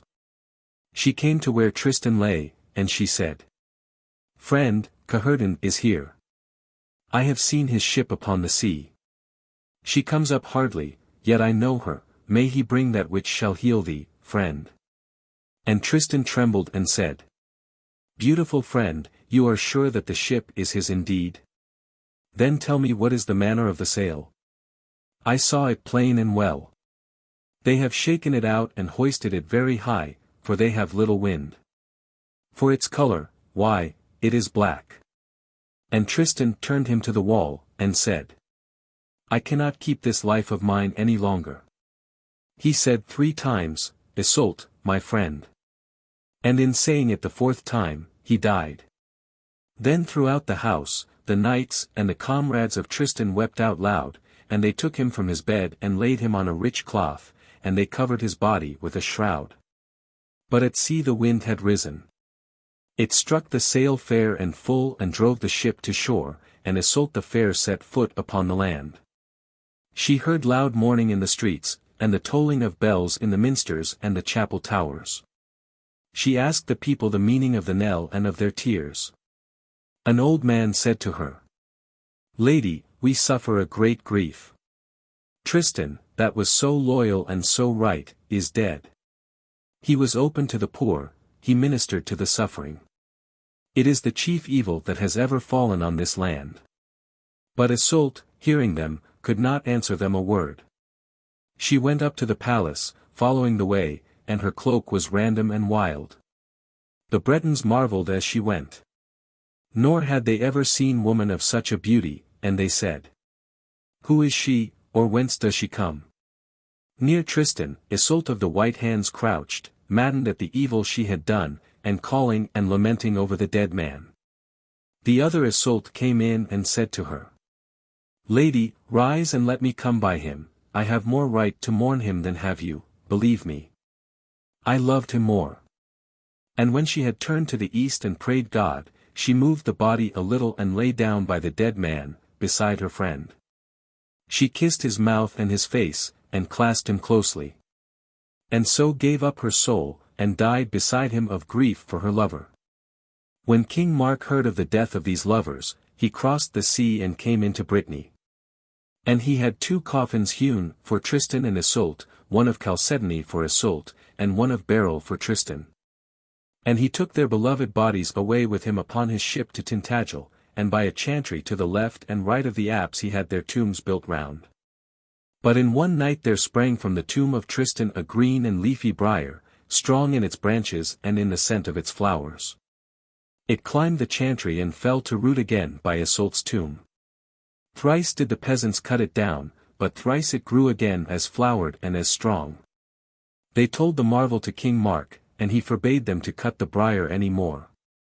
The good singers of old time, Barol and Thomas of Bilt, Gilbert and Gottfried told this tale for lovers and none other, and, by my pen, they beg you for your prayers.